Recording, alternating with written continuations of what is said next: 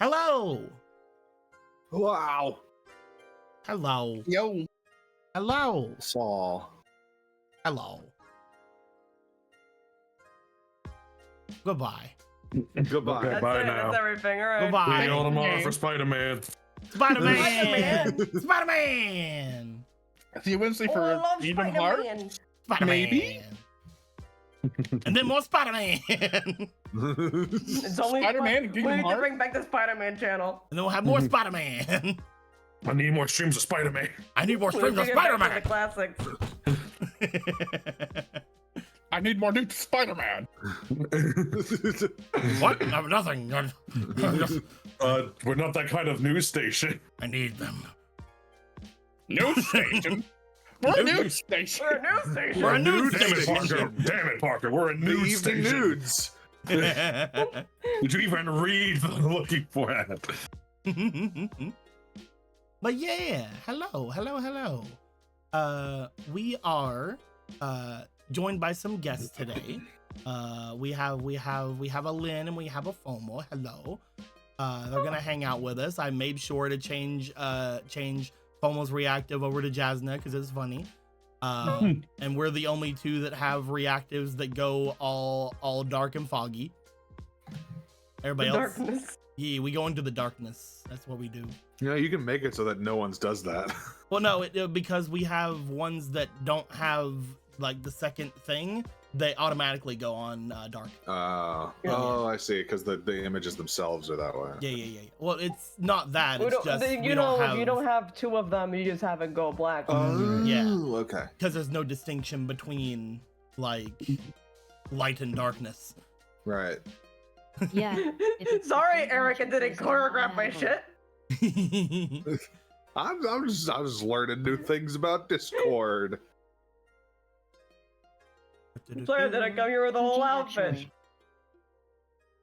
I thought this was a nude station.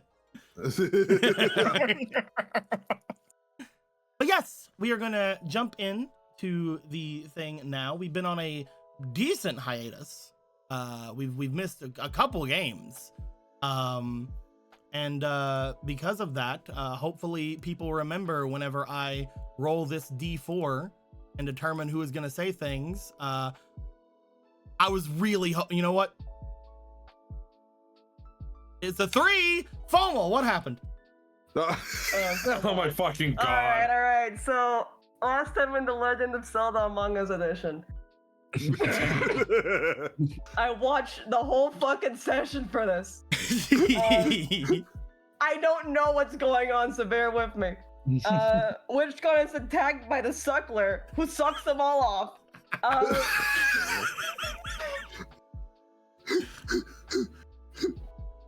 So, from what I still understand, the thing that keeps sucking up Magus' experiences is still around, and they're dealing with this, and they're kind of in a very high mage-centric place. So bitches start passing out, like a frog. Some fucking bitch named Clary, I don't fucking know her. Argo, Rova, and Stu. I cannot believe Stu's here. It's the guy in Forest, and Caliber. And they all pass the fuck out so bad on this bridge. Oh, and also Riva, and also Obera. Some ghost is watching for some reason. So... She's also here. Matilda also passes out after trying to do something about it. It didn't work. And, and then the team assesses the situation and starts trying to fix this shit. T-Ron and Marco see a ghost that is watching and do the only sensible thing to do in Zelda, and they bottle that bitch to hell and back. It's true. Meanwhile, some bitch named Cality, who apparently is not Clarity, Yeah. is being sus as fuck and walking over towards the forest, as in the guy named Forest, not like leaving towards the forest. Mr. Gump. And I then wrote, quote unquote, everyone gets their racism on. Kaladi starts fucking running, and then Marco starts chasing the bitch, and then Polo brings out the ice gun that killed JFK, and takes a fucking ice arrow to that bitch, and then just fucking starts sliding off like an icicle. It was me the whole time. I did Watergate. Polo, why'd you do it? It said my boyfriend didn't look nice in his hoop skirt. I think I look immaculate in my hoop skirt. And he said that on live TV? Anyway. In front of millions. Shit, dude. The fuck, JFK? Anyway. Apparently he stole a wand, but it's fine. They just drill a hole for the ice and just take that shit back. And once the fucking ghost is bottled and this guy is iced, then the sucking stops. There is no more sucking off. The sucking has been postponed. Several things. They do notice some treasure, which means that Ivori's a fucking liar about this cave being dangerous, but that's like saying like fucking Lake Hylia has water at this point. And a baby Rudon's been released and everyone's fighting and that the sword is being brought out, but it's fine. The team is back, everyone calm down. Ivori's feeding the host the magic repair juice and mentions two things. First one, whoever's casting suck off magic is now doing it en masse. And second of all, Argo could have fucking died. That's a magic boy. Made it too much magic. Turns out this thing isn't just sucking memories, it's sucking magic. It was sucking him off. Argo, no. Poor Argo. Meanwhile, Forrest is like, sorry about my charge. Whoops, which I'm assuming is I have to go make sure Kaladi, not Clarity. The bitch that ran away. And then Gru, who I can't believe is fucking here. Hope it was at least tall, given how Argo is. Well, he was like, well, you beat these two people up, so maybe you can start interrogating him. And then Ivori's like, well, fucking tough shit, loser. What if you did it? And Gru's like, what if I fucking did it then, bitch? What then? Are you gonna kill me? Are you gonna make it count? You have to do it in one shot. Anyway, he's a hostage now. So, the Danganronpa trial commences. The first one's the Poe, the one on the bottle. Apparently they've been watching Poma, who's another bitch. I don't know who they are. You know Poma. And creepily and oh, okay. She sold her house to us. Yeah. Oh, okay. All right, that one. All right. Got to know that she's still around. Creepily and stalking and watching, and being weird. Apparently their name is Kanar. They're a witch. They came here to study the Expanse, but you know, having no arms does cause a problem to the whole situation. The team decides to be reasonable about this, so they go, hey, Kanar, spit it out, or we're gonna have Run and beat you to undeath with his fists. And then Gru goes, hey, I have a better idea. Put him in this fucking lantern and torture him. And like, I'm glad it worked out for them. Spoilers, it worked out for them. But it would have been really weird if they had not had that work out for them. Gru actually was the bad guy, puts the thing in there, it gets destroyed. Now no one will know my evil plan. No one will know that I'm Ganon. I'm it was me the Grunin. whole time. Ivori's decided to finish the fucking cake. Yeah, the fucking cake. I didn't know about this part, so that's what I wrote in the text. It says, yeah, the fucking cake. If it works, she could get a wish, and she could use to actually understand this curse, and she seems really intent that this will work, which Polar presents access to that, but to be honest, at this point, they can't not eat the fucking cake, considering that it will curse them, maybe, if they don't. Well, that only happens if they start. Say that again? That only happens if they start. If they start eating it and not finish it, then they're gonna get cursed. Okay, so we could have just ignored this. All right, Yeah. so the team willingly goes back to celebrate a Boris fucking birthday party for no reason. Meanwhile, a robot using ancient woman knowledge notices that Kaladi is not responding and is passed out because he has a very weird and elaborate, like, custom-made curse, months of preparation. And she looks at this, and she looks at Kaladi, and she looks at Marco and goes, Marco, suck him off! Aye, And Marco goes, yes, ma'am! But he doesn't want to, because turns out that the curse can only be transferred to another person. He can't just put it in his pocket like he usually does.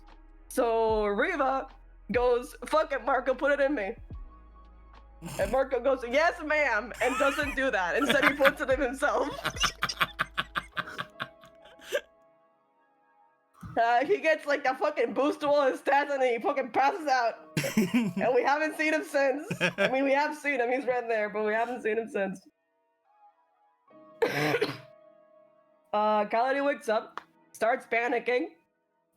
To be honest, an understandable explanation, but you know, it's also for other reasons that he's panicking. He's been bound, and he doesn't like that. It's a vice of his, which was also further explained while I was away. I learned that today.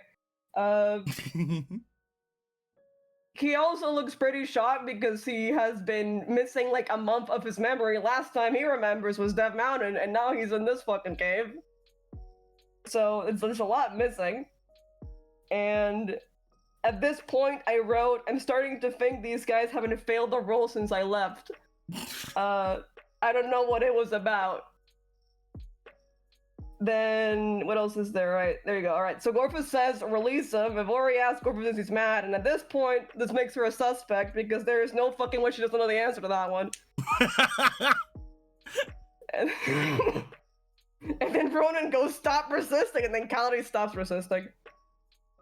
They found out that he's been out for a month, and he's been getting Weekend at Bernie's for like the entire time. Like he's just not been, he doesn't remember any of that. And Forrest is like, well, I found him in the road. And I was like, fuck it, he can do some magic, he can learn magic, so I put him in my pocket. So he put him in his pocket. But then Kaladi rolls on that 20 and remembers that he was wanting to leave it after that mountain bullshit. And he made his way out, and he found this crazy motherfucker with like white, burning, searing magic, and a pole on a leash. And Kaladi went, that ain't normal. So this guy, and we'll call him for the purpose of we'll call him the Joker,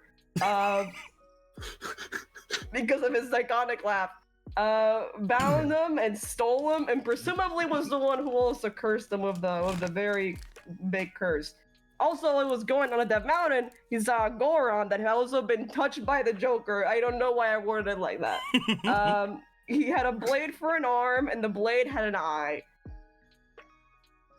They also noted that the mage had to be some sort of Hylian, had a marking under his eye, and they were red and had white hair. Between all of those, I wrote, it's a Sheikah, so he was a Sheikah. Sorry. And Ivori was like, no one's ever been able to do both darkness and light magic at the same time, which means that it absolutely is being done right now. And the team goes, well, maybe it's the Sage of the Sun or the Sage of Light. We don't know if that one exists, but whatever. But if it's a Sheikah, maybe it's the Sage of Shadows. But, you know, at that point, we don't really know why they would be light in the first place. So we're kind of back to square one on that one. And then I wrote, well, now we gotta kill this guy, damn. So they go to torture the other Poe. And then Kaladi recognizes that that Poe was the pet Poe that he saw before. So they interrogate that one. And turns out, this is the big lore drop for the session. The Joker was planning to make them, was using the pronouns game here, but I'm assuming this one was the Mize and Ganon. I don't know if they're still separate beings or if it's the same thing. Ganon and the other bitch, I don't know if they have a different name. They're gonna make those rise from the dead. And because they have this life, death magic, they're very powerful, a very powerful mage. The ghost turns out to be Majin, one of the people that Gorfus knew, and also Gorfus's brother. It continues to be rough being Gorfus to this day. And they can't exactly kill him, but they do keep talking. And they mention that they plan to resurrect Ganon at Spectacle Rock, not here, but somewhere else. And then they're going to take Ganon and the other guy. And I don't know if you've seen the part of Castlevania, like the end of Castlevania, where they have Lisa and Dracula. And presumably they don't make them fuck, like in the end of Castlevania, but the point is that they fuse and they like regain their full power. So Ronan goes, well, if I can't send him to hell forcefully, I'll send him to hell peacefully. Damn. You're not wrong. I mean, you're 100% correct. So he gets the orchestra going, and Polo and Majin talk for a bit. And at first it's like, you can be my pet if you want. He's like, fuck you. And then it's like, you know, and I don't actually want you to be my pet. I was just being like facetious. I hope that in the next life, you know, things go a little better for you. And then he goes, yeah, you know what? At this point that I am experiencing forceful peace, I think I can live with that. And then the fucker passes on. Good job, team. And leaves some sort of boon. They get like a weird creature monster mask from the Poe that looked like a beast that Jason was fighting in some sort of vision. Also, it's made of like the same material as the Ocarina, so it's like a huge time stone as well. The team thinks about this. Marco is still unconscious at this point. I mentioned this because they were planning to trade with Marco, but Marco isn't exactly there to consent.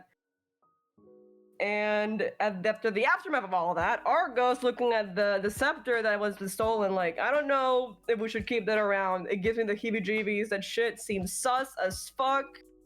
And they all do the typical D&D rolling to inspect the door. I know, I've been there too. And eventually, after trial and error, and using the power of Papa's careful eye, they find out that there is some magic, but they don't know what it is. And then after they go, hey, Forrest, this has magic, he's like, oh, fucking blow it up. And it gets destroyed. And after they destroy it and they talk a little more, Calorie and Polo go talk as they wanted to talk before. And then the rest of the team gets ready to eat that cake, because that still has to happen, and they're gonna do that. That was the end of the game. Thank you, FOMO. Thank you for watching the episode and then wanting to do this for the past 2 weeks. It was a really funny joke. It was a very funny joke, yes. It was a very funny, and it's run its course. Why would you bring him out? They're playing poker. I see. Oh, okay. I see. Oh, I didn't have any chips, so I gave him apples. I see. Also, I can't put this. I guess I'll put it in the RP chat. While I was watching, I ended up drawing this. So it's not. It's just. I guess I'm just gonna put that there, and you can have it. I think we're gonna have to kill this guy, Clavier. Damn! I can't do it. My voice still hasn't recovered. I'm starting to wonder. Either, I'm starting to wonder if it ever will. It won't. It's it forever. He's gone. He's gone forever. All right. So let me go ahead and I'm gonna bring this in for you. I'm gonna bring it in. We're gonna get it. Oh, sick. Immaculate. Very good. Very good. What is a thing that I can use to bring it in? Oh, use Domrin, of course. Thank you, Domrin. I always knew I could believe in you. If you can't believe in Domrin, who can you believe in? Exactly. Good question. There's nothing after that.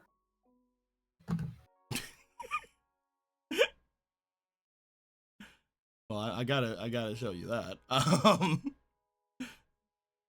So I used Domrin's thing, and I forgot that the Super Saiyan stuff was added after. So After we kill this guy. there we go. Perfect. There we are. Eh. I think they're gonna have to kill this guy, Clover. There you go. Bam! I did it the first time. I wasn't doing it again. My voice hurts. Nah, it's okay. I'll be here. Good. I can always trust you to do Clavier if my voice gives out. It's a really specific thing that I can trust you for. It's all of that. We come back. Currently, Marco is kaput.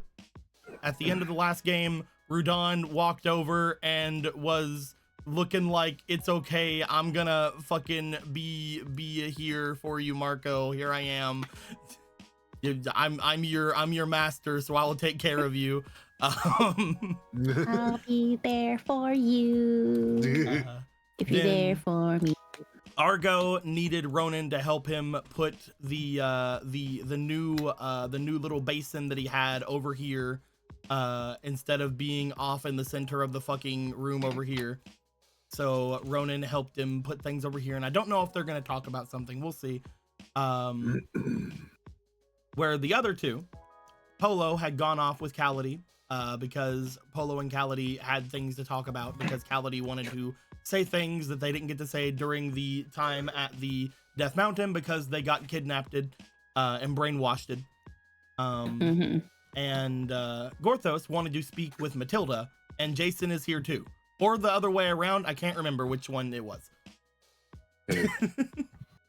They're both there now, though. They're both here. With that being said, let's start things off with Polo. Yeah. As Polo, you are asked to go over to the side. I don't know if you have things to talk about as well, but Cality definitely wanted to speak with you as you guys go off into the side of this whole place. Everybody trying to calm down after everything had just gone down and happened. We find that now that you guys are off together, there's some fucking crazy music. All right, cool. As you guys are off together, Cality walks over and sort of, with a bit of hesitancy, makes their way over toward where the large walls of this place are. It seems to go off a little bit further to the area further in. However, there's not a lot of light in that place, and he doesn't want to freaking take you off into the darkness and have everybody think he's gonna fucking strike you down, so he will stop here. But you and Aster are right there behind him. Are you guys gonna just go there? My boy? Yeah. Sorry again for not really knowing how to go about doing this. I never believed I would have to interact with anyone calling themselves royalty. I did not expect to ever have to be the royal that people would be having to address to. And there's a witness over there. Oh. Should anything happen. Yeah. And Aster. Hello. Yeah. This is going to seem strange given everything.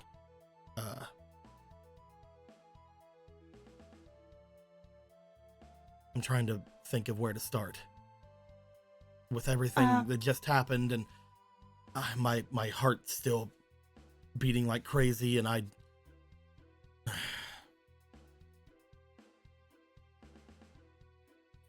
maybe we can start from the beginning, and maybe it will help you recollect yourself. Right.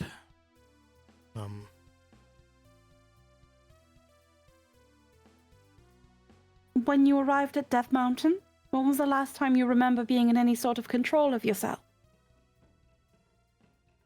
Shortly after the dealings with who had attacked Volcircuit. While we were deep inside of that place, while we were astonished by what your brother had done as well, I mostly made my way out from there without having to aid any of them. There was things on my mind after meeting your brother and yourself, and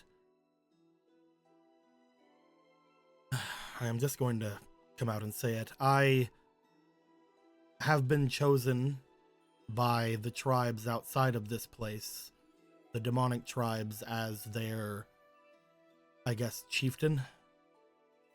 Mm-hmm. It will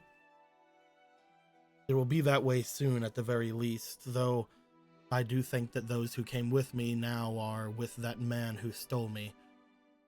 We were a small group of 4 whenever we had made our way to Volcircuit's lair, and the other 3 did not come in with me. They were stationed outside in case I needed any help to free myself. If all of you thought that I was actually doing anything wrong, we were going to have to most likely escape that way. Mm-hmm. That being said, I believe now that they're with that man. You say that man. You cannot identify who it is that took over you and your companions? I've told you everything I can of him, unfortunately. It was the one with the silver white hair and the markings under their eye. Mm-hmm. The only thing I can think of whenever I think of him is that smile of his. He I see. seemed completely unfazed by everything around him. He seemed... If what you say is true, when he was a Sheikah, it makes sense. I've seen some people who call themselves Sheikah outside of the bounds of Hyrule, but none that met his description.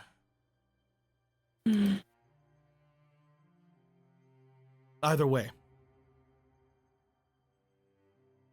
again, I will come out and say it.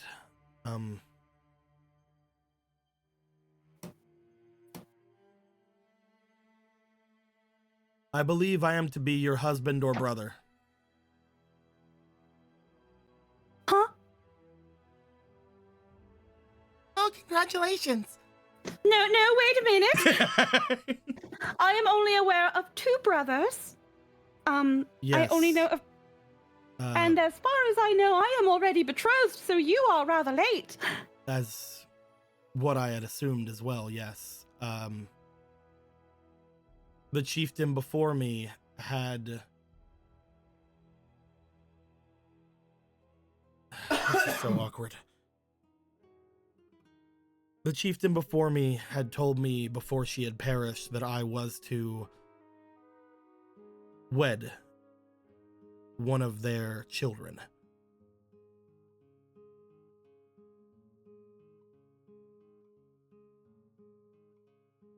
The former chieftain, you say? We don't really say that we are together in that way. Before then, they were just the ones who were the strongest. That was until she was killed.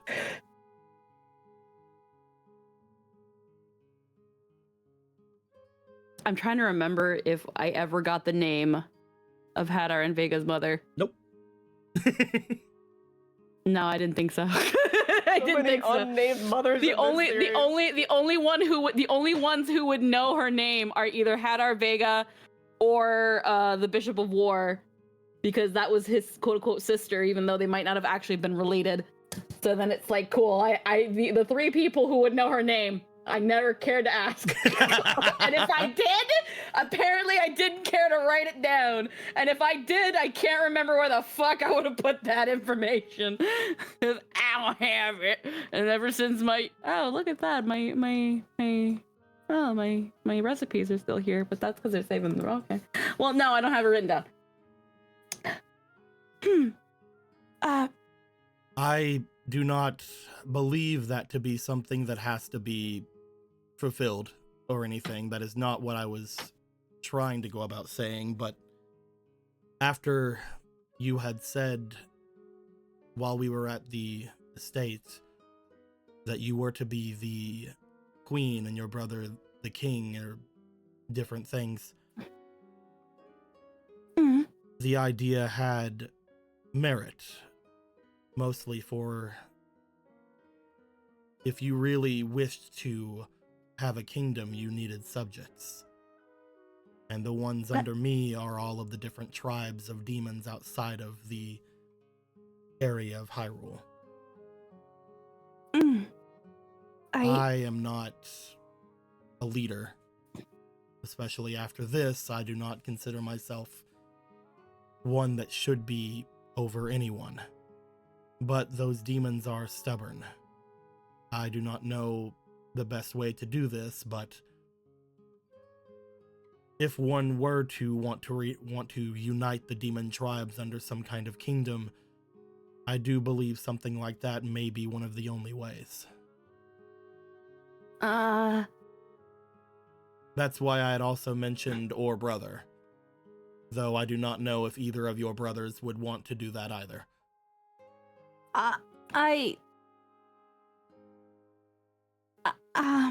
What is the term that they... What was that one term I heard someone say? I do not think my brothers, swing that way. Neither do I. I was mostly meaning... But, I wasn't trying to say any sort of intimate relationship. I was more meaning perhaps politically. Well, there's also, the matter of potentially a familial connection. Familial? You mentioned, either betrothed or brother, Yes. which, unless I'm misunderstanding, there is potentially a blood connection between you and I? No, I was meaning brother as in I would either be your husband or your brother by marriage. Oh. Yes. Oh, never mind. Oh, I believe to be completely unrelated to your, lineage. I see. Well, now, I don't know, I'm still learning myself in terms of the politics of, how a monarchy is, ran, but I'm sure it doesn't have to get to any sort of, union to that extent. The reason I wished to bring it up back then, and again, I am very sorry for it being this awkward, I just don't trust anything about this place, and I wonder whether my mind will be my own forever or not any longer. But the reason I wish to bring it up is the demon tribes are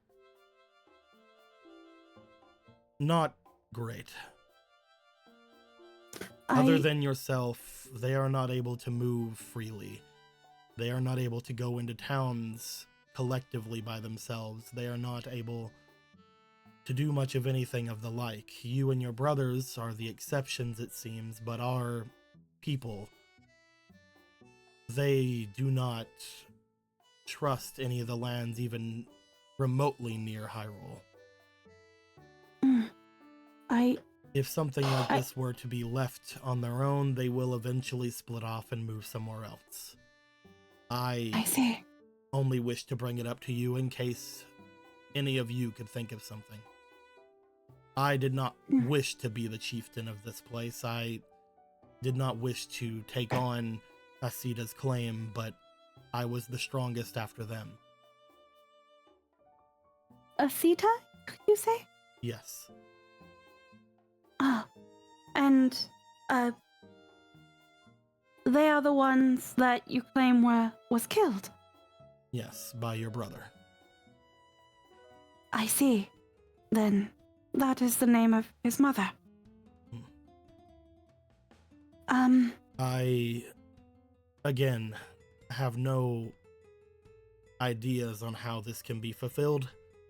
It is mostly something that I wish to bring up to you in case you had any ideas yourself. I am perfectly willing to do any sort of political marriage if need, but at the same time, as you have already been shown, I do not like being tied down to anything. I know that that is only figuratively, but I do worry that my condition might get in the way of that as well. I'm sure that there's something that we can figure out, maybe in a way that does not involve marriage at all. Perhaps. Maybe it could be a treaty or some other sort of union. Maybe a republic under a singular banner.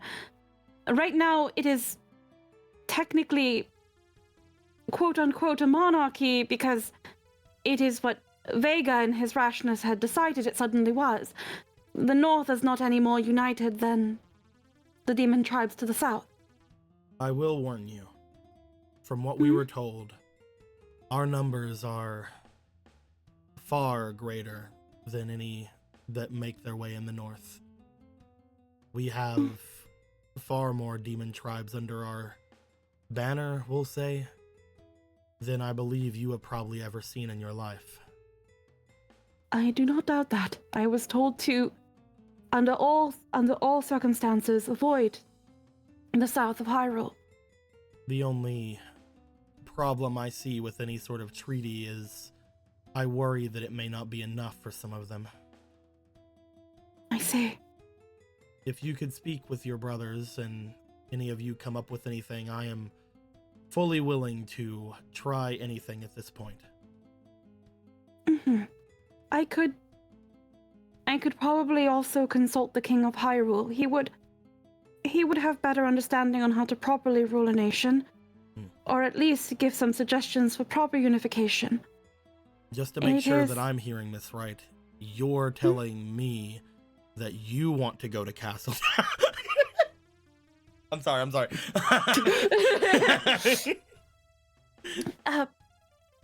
It is just another one of several reasons we will have to make the trek back. I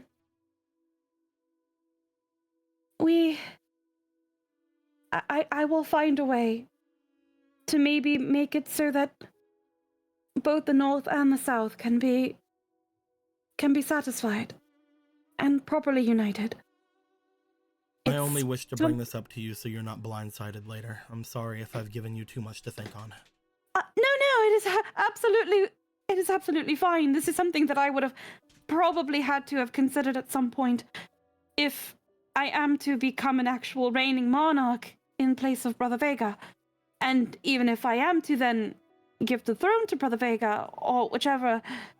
Well, I mean, right now, according to Uncle Sargus, I am still rather young. The dog. 1 second, dog is having another seizure. Oh Oh man. I don't know about that, Eggy. I don't remember that specifically. No, Vega does not swing both ways. Vega's Never established. He's a lady killer. No, Vega is too good with the ladies. So his father made him a cloak that nerfed him, and then Hadar made it worse by making it stinky. And that's it. That's literally it. And that's the extent of their relationship.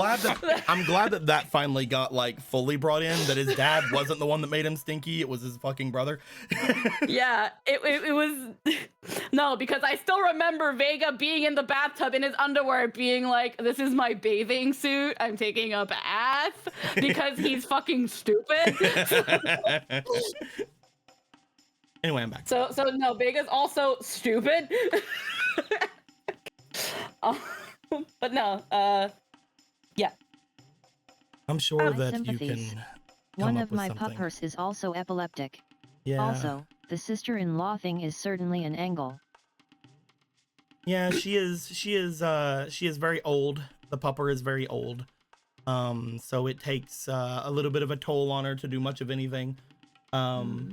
But yeah, it is getting really bad. They've had a lot of them today and yesterday, like way more than they should have had. It's unfortunately, with my own experience with a epileptic dog near the end of her days, it only gets worse. It isn't. They're not epileptic. They have hard times with their heart. They don't get enough. They basically don't get enough blood to their brain. Sometimes. Okay. And they have to like lay there and kind of chill. They've developed barking to let me know that it's happening, Yeah. And I go and make sure that they're comfy, and I pet on them, and I'm going, it's okay, baby. And then they get over it very quickly. It's usually very Okay. quick, but Oh, they okay. are My- most my- likely on their last legs. Yeah, no, my Looking at least.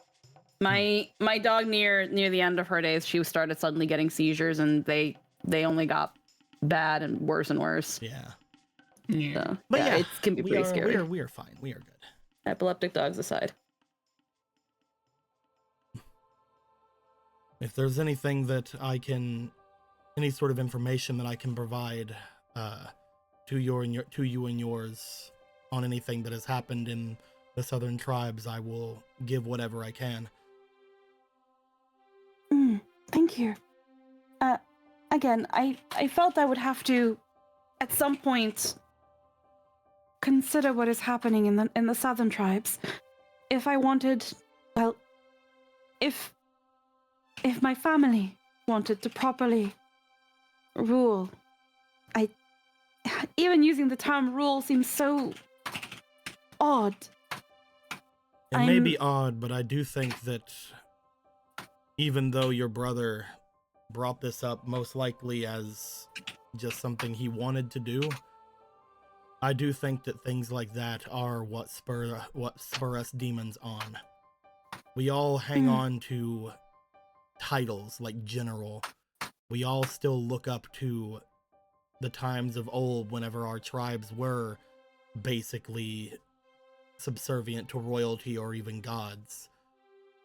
A lot of us, despite your brother bringing this up as sort of a jest or even just something he did not think of, a lot of us, unfortunately, may actually find solace in that. It only helps things that your family is very strong. But some grudges go deeper. The fact that you were able to take me out in a single blow should be proof enough of your battle power.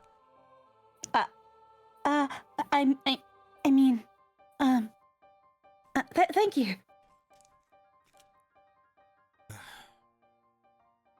I will, again, not hold anything to Asita's claims that they made with me.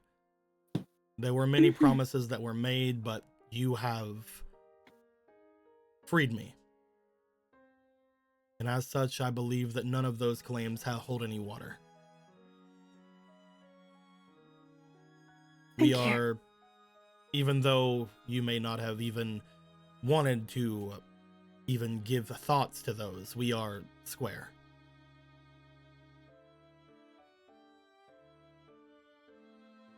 You have my respect, thank you. Princess.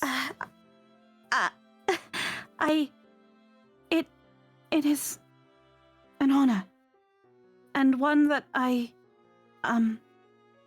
do not plan on squandering, sir. Despite the fact that my tribes may not follow me, I will listen to any order you give. At least while we are around each other. Yes. I don't really do much in terms of ordering around, so you can breathe easy. But I will, when I am able to, and things here in the mountain have not the mountain, things here on the rock settle. I unfortunately do need to go search for my brother up in the Gerudo Desert. And I will consult with Brother Hadar as well. Right now, at the moment, I need to unite my family before I can unite two countries. Of course. Well, at least you're going somewhere that isn't as cold as this place. Hyrule is not nearly uninhabitable.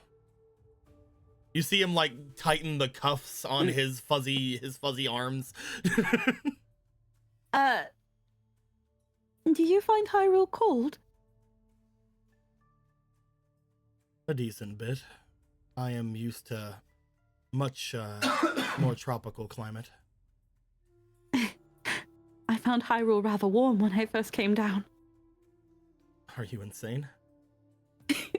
No, we are just accustomed to different environments. But, as they say, you get used to it. Let us hope I do. I'm sure going even further north will cause me even more problems. It is all a matter of time. But thank you for informing me of the situation in the south. And if you are able to recall anything about your time in Death Mountain, and even your companions, should we search for them, I would very much appreciate the information. My companions are difficult.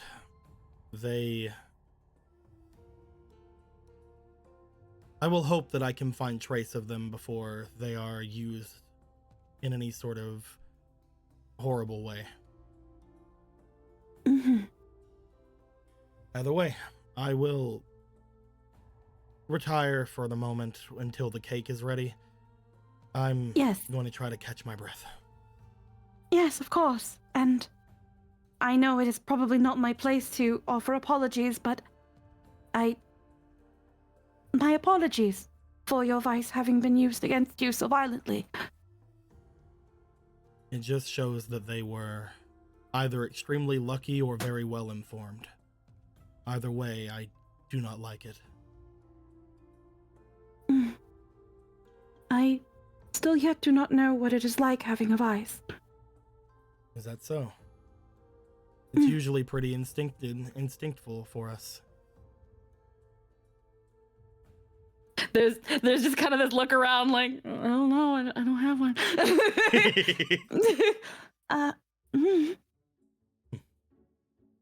I would count that to be a blessing then. I know for a fact it does affect half demons. We have plenty of them in our tribes. Oh. My brothers were not sure if it could affect half demons. Then I think I should probably be more aware of my actions then. Maybe I do have one and I've just not paid it much mind. But I've not felt anything as strongly as with you or Brother Hadar or Brother Vega. It can pop up at the weirdest of times. I know that one person believed they didn't have theirs and they were a full demon for as long as I knew them. They were traveling up the ranks, expecting to dethrone Asida as the strongest demon there until his vice showed itself. Now he's a cook. He doesn't want to get anywhere near any sort of battle.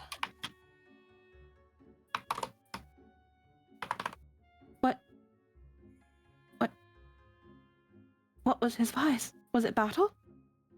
No, turns out he could not stand the stench of sweat. Oh. He shrugs. Guy was a monster. Apparently he never sweat a day in his life. Asshole. Oh.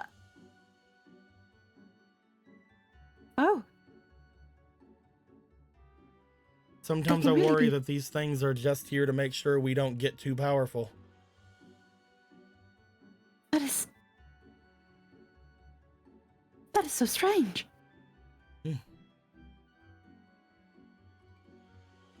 Well then, thank you. It's just like, huh? That specific, huh? Huh. Yeah, apparently he never exerted himself ever a day in his life, and then finally he did, and he didn't like it. He's like, ew, sweat! Fuck this shit! Fuck Or this, he's I'm just done! fucking lazy and he made that shit up.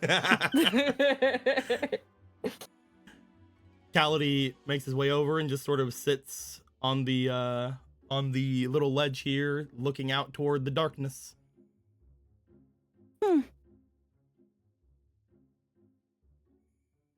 A complete and total aversion to something as simple as sweat. What is sweat? I guess fairies don't have to do it either. It is the body's natural way of cooling. whenever we get too hot, we perspire. And Oh, that's that water. musky smell you get sometimes. Musky?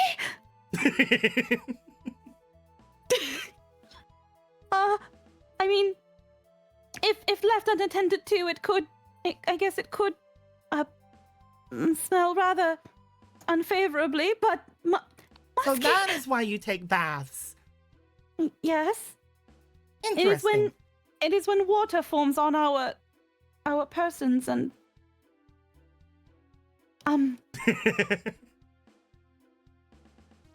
yeah. We are quite fascinating, us demons. We are so fascinating. Polo Just gonna go. for the rest of the day is just gonna be like, do I smell? Do I what's smell? happening? I'm going to go take a bath. I must be clean. Dorthos. Yep. You had brought the hero and the princess off to the side as you had wanted to speak with them. I believe it was probably something similar to what was going on down at the bottom whenever you had found them, but it is up to you. I do not know exactly what you wanted to speak about. They also seem to have wanted to be around you as well, so that's also good. What is it you would like to speak to Jason or Matilda about?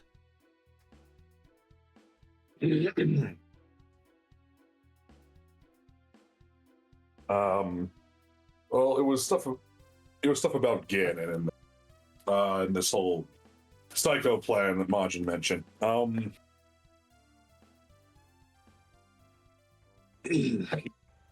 Sorry, I have a bad throat day. No, it's fine. Believe me, I know. I've had a bad throat day for a month and a half. That's a bad throat day. At this point, it's probably a month and 3/4, but you know, whatever. Who's counting? Anyway. I didn't realize it was coin operated. All right.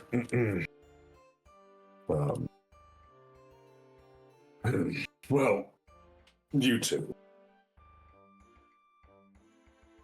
Now, normally he wouldn't put much weight into the words of his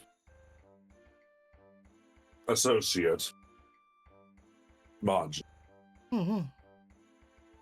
But if there was anything he believed him on, it involved demise. He thinks that he was telling the truth about this resurrection of the Demon King. Sense. You had all said that when you were atop Death Mountain, that you had seen demise, correct? Yes. He's different, but familiar all the same. Cursed thing. And according to what they were talking about, they're wanting to put them together or something with this other thing? Yes. Ganon can be best described as history's worst temper tantrum. All of Demise's hate and rage and spite, his malice, oozed out of him and formed Ganon. And as such, wreaked untold devastation for years.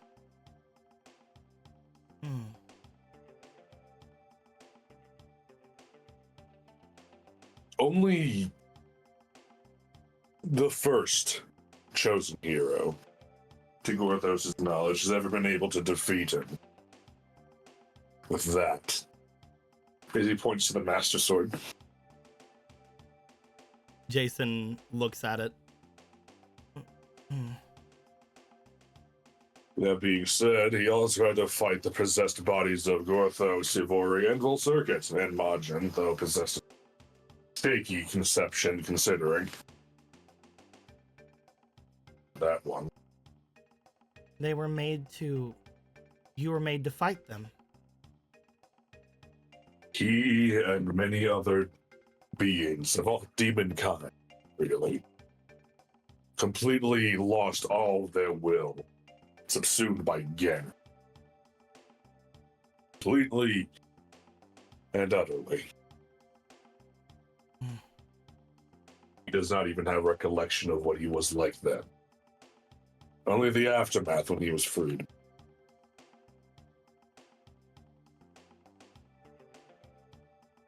Well, I mean, I've not still been able to pull out the full potential of this blade yet. I can feel it already. Whenever I've used it in the past, I've not really done enough with it. It is a fickle thing, the Master Sword. It has only ever listened to one master. I'm starting to wonder if that's because of what all of you had found out before.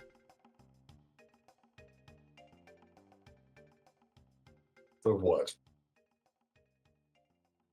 Maybe it wasn't waiting for me, but instead it was waiting for the other one. The one that was killed. There's this Link. That was his name.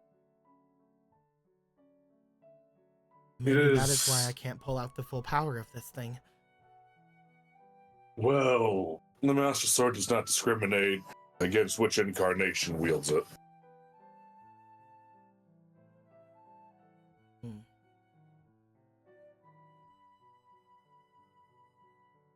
He did not want to bring this up.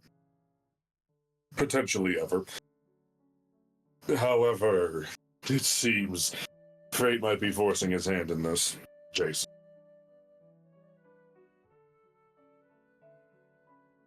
The Master Sword only ever has one master. It has only ever had one. It is not choosing new heroes when others pull it from its resting place. The body changes. The soul never does.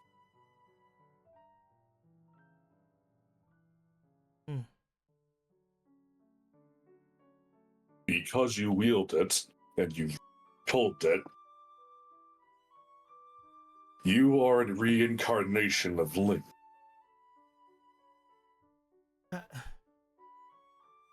But...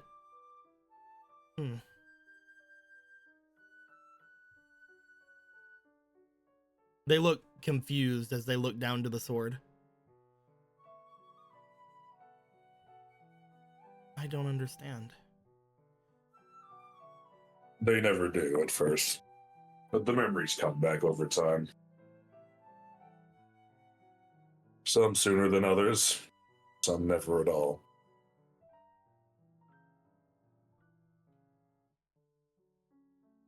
Then, what does that make Marco? Marco is Marco. Didn't he also wield my blade? Using Kaladi's magics, yes. It was strange. It summoned two versions of the Master Sword. Magic is magic. It is quite confusing. It is so ancient that Gorthos really has no way to be versed in this. Perhaps one day, though he feels like he'd be dissuaded by certain other parties to do so.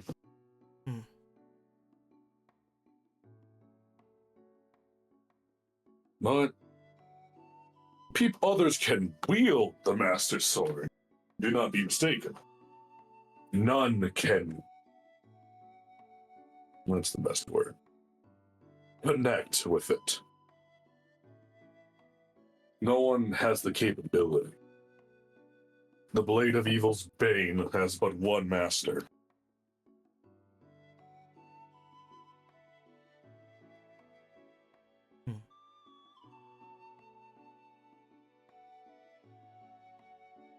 Then how are you sure that's me? pulled it from its place. The Link can never do that. Let us be more realistic here. You pulled it out and did not die. It didn't seem like it was that big of a deal. Like, You it would didn't be hurt me. surprised. It's not supposed to.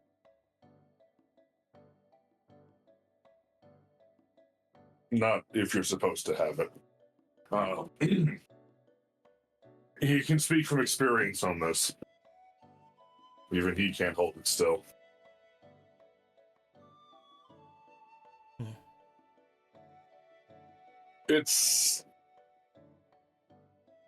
He knows how difficult it must be to conceive of this. Which is why he tried to avoid bringing this up. But if Majin is telling the truth, and that is what the end goal is for this enemy of ours, we are going to need to have the Master Sword and its wielder at peak readiness. Efficiency. We have a lot of work ahead of us.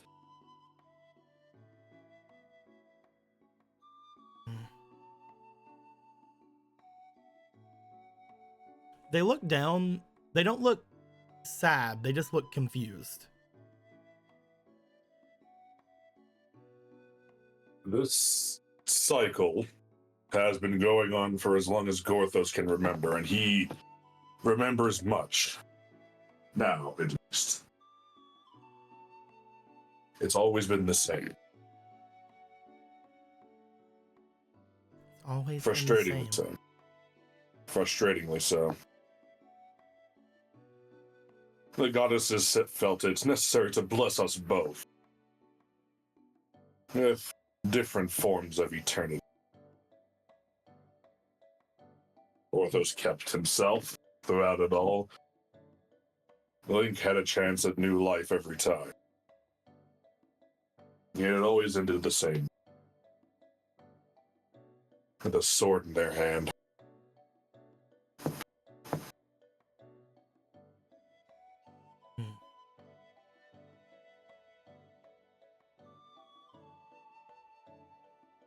They sheath the Master Sword. As they do, they look over toward yourself and Matilda. I'll do what I can. I'm still worried, though. About? Why I didn't have it. What? Is he missing something, Jason? From what all of you said, whenever you saw me inside of that strange ice, I didn't have the Master Sword. Yes. To be honest, your existence in this place in general is quite confusing. Mm-hmm. It's, to be honest, the more he thinks about that block of ice and more recent events, he's wondering which one of you three actually was in the ice. According to Polo and Ronan, the creature that was inside of the ice looked similar to that mask that Polo had gotten from after they had gotten rid of Majin. A facsimile of what he used to be, yeah, more or less. No reason he was an insect. He had mentioned something about a body being ready for him or something. That could mean many things. Orthos feels like his abilities are not wholly unique to his own as of late. Each body he can inhabit always varies, but ends up the same. Anyway. Dalnath did not look like this when we first encountered him, after all. That's true. Just the way we are. Speaking of the way you are, Matilda steps forward, does a little twirl. I think I want to try something. It didn't work before, though. Try what? A spell I tried to use to get rid of the effects of whatever that was trying to take me over. It didn't seem to work on me very well, but I believe that was less the spell and more me. You think yourself lacking? In some areas, I don't think that my body was strong enough. I believe that I passed out before the spell actually overtook me. This has been known to happen. Do you feel concussed in any way? No, a little, embarrassed, I guess. It didn't really seem to do much, but I wanted to see if I could try to cast that spell on a few of you. Though, I can only probably do it on a couple of you. You would have to tell me which ones would be best to use it on. Well, how would we... Basically, it's a simple spell. It's one that causes you to, instead of succumbing to magical effects, it takes things from your physicality instead. A form of anti-bat. Sort of. I learned it from my master. It's inside this book. That one, right. Okay. Well... I was thinking about throwing it onto Marco to see if I could get him to wake up, but other than that, I don't know who else to try to use it on. Maybe Ronan, since he's so powerful. Yes, actually. Those would be fine candidates, he thinks. I can use it on a couple of people. And by a couple of people, I mean I'm going to grab a D6 really quick.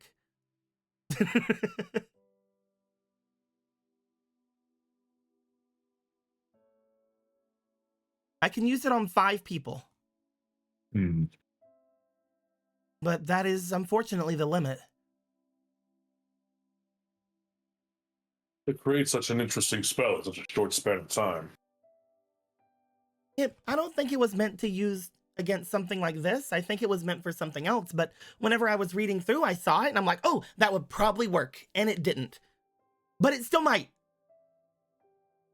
On somebody more powerful than me. Fantastic. He would like to see this book at some. Why? It's mine.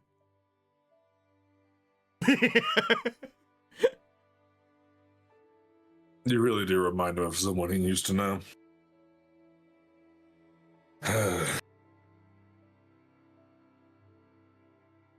Fine. You can... He supposes, at least. Marco, Ronan... Martha supposes himself, at least right now. His physicality far exceeds his other attributes.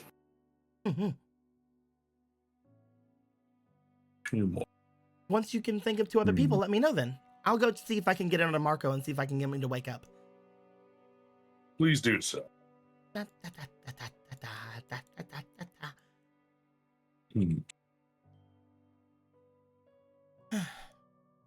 She's a little much, but she's amazing sometimes. Reminds him of Zelda. Far, far long ago. The princess reminds you of the goddess? Oh, she's calmed down a lot. And he does mean a lot. But sorry to say, but I could never imagine the goddess doing some of the things that she has done. But maybe she did. Oh, the stories he'd tell. She'd be so embarrassed about it. Somewhat deserving, he supposes, considering she ran off again. I'll think on it. Everything you said. I'll see if I can't either find a way to commune with the sword or find some reason as to why different things have happened. Things are a little unorthodox right now, Jason, and you're sorry to burden you with this now, but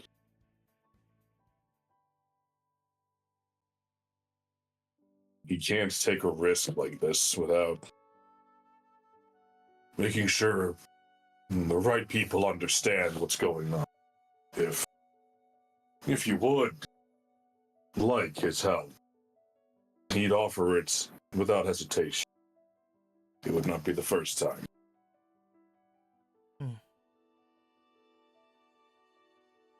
I think that I should be more like the princess. Oh. I tried before, when all of you had first found me, to run away from the castle. I have mostly been having a lot of issue where all of you have been doing my duties, at least as far as what people seem to think I should be doing. Every time I've tried to help you, I've only been able to give aid. If I'm going to be fighting that creature, I should probably try to be more self-reliant. Like the princess.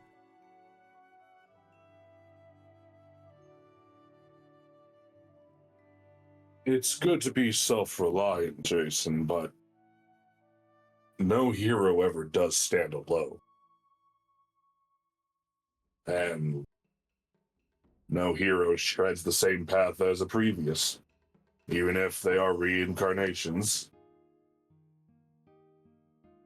The stories you can talk about with that, especially, are quite diverse and disconcerting at times. I think you would have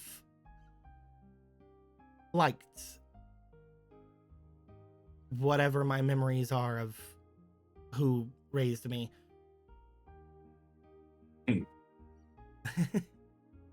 It's complicated. Sure? He is certain, very certain, that he would have been honored to meet the one who raised him. Despite what you feel are shortcomings, Jason, he sees a blinding potential in all the same. How you realize it is always your decision. Just don't forget, it's you in the end who decides where you walk and how you use the powers given to you. Not Matilda, not Marco, not Korthos especially, nor any god or goddess, whether holy or unholy. It's up to me what I decide to do. It always is. It's the beauty of being mortal.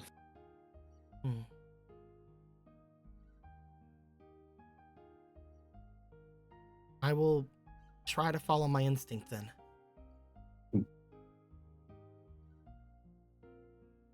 You've given me a lot to think on, Gorthos. Hopefully not too much. Just the right amount, I think. Good. Good. You'll find it. Might I make a suggestion? Hmm? If the princess really wishes to cast that on multiple people, one of them maybe should be Argo. Ivori was already really worried that whatever that spell was could kill him. And he was able to find that strange magic or whatever over that staff or wand or whatever it was, right? Yes. You're right. I don't know if he'll be able to stay awake. She said that it has to do with your physicality, but at the very least, it might cause him not to die if something like that were to happen again. Absolutely. Do not make assumptions about people like that, Jason. You would be shocked to see what Kokiri are capable of. Especially in terms of physicality. I have met a few of them. I just... Looking at Argo, I get a little worried. Oh, believe him, the feeling is mutual all the time. He's just saying. She will give a smile and start to make her way over the bridge. As she does, she seems to be looking down toward the ocarina in her hand and then looking down toward the sword. As she looks to the two of them, she seems to grip at them, and at the end of her little walk, she goes and sits down at the stairs over at the opposite side, seemingly in thought. It is at this point. Go ahead. Mhm. No, go ahead.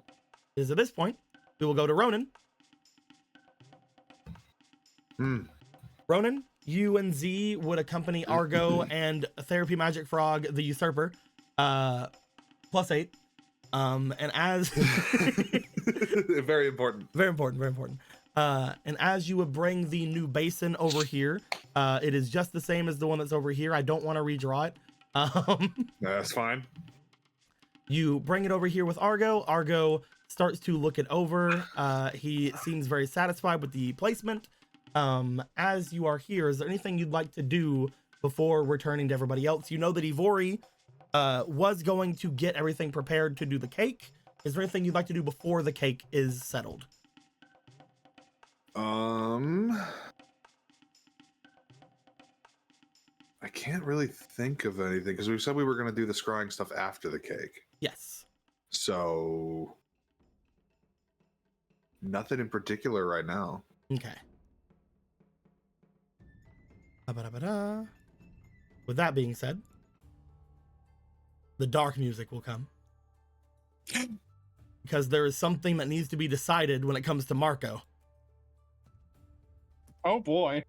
As those who are over here would have separated off into their different sections, you would find that both Pika, Obra, and Hosier will be standing right near where Marco was, trying to figure out things about them. Poma would have already gone off to try to fix their door again. And Radon would be literally sitting at the base where Marco is laying and sort of like trying to either poke him with the hilt of the sword or have him grab it to unleash some hidden potential and power within, which Marco does not seem to be doing. As things are decided, it looks as if both Obra and Pika are speaking to each other, attempting to find if either of them have any sort of magic or any sort of spell they can think of to potentially rectify the situation. And Hosier is just staring, guarding worriedly, but definitely not showing it. Why would he be worried? Why would he be worried? Exactly. There's no reason for it. We're not friends. Exactly. You understand. At this point, Matilda would make their way over, and upon letting the others know what they are planning to do, like any of them could stop her anyway because she is the princess, oh ho ho ho, she is going to attempt to cast a spell onto you. Hell yeah. And it is entirely up to you what this spell does. For I am going to have you roll me your resistance. You have a fleeting. Yeah. You may not Want to use it. It's I can't just say you can't though. You may not want to use it, but it's up to you. I will not use it. Okay. And whatever happens with this dice happens. If you tell me to use it anyway, and we'll take the lower, that'll be even funnier. 18. So the reason I was telling you may not want to use it is because I wanted you to get a low roll. Because if you would have used it, you would have had a better chance of getting a high roll, is what I was saying.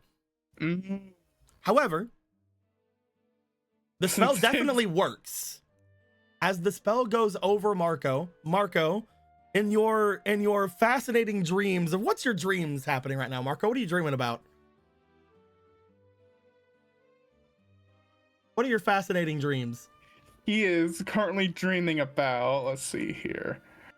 He is currently dreaming about endless cuckoos. Endless cuckoos. That's a nightmare. Yeah. Yes, Fuck. nightmare, yes. I rolled a D4. Even was nightmare.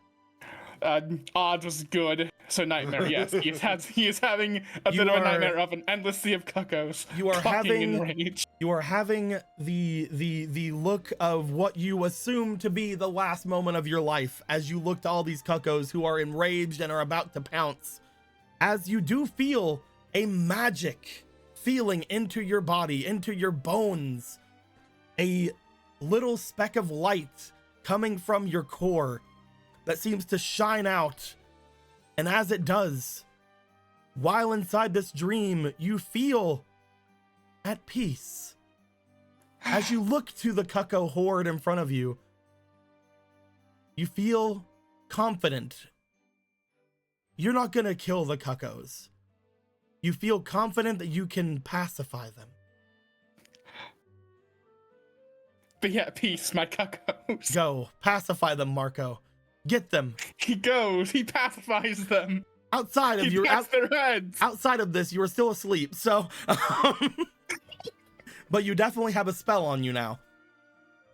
Hey, Nico. Hey, what's up? He's quote unquote patting them. Grab the sword handle. You grab Radon's sword handle and you are patting it in your hands. Perfect.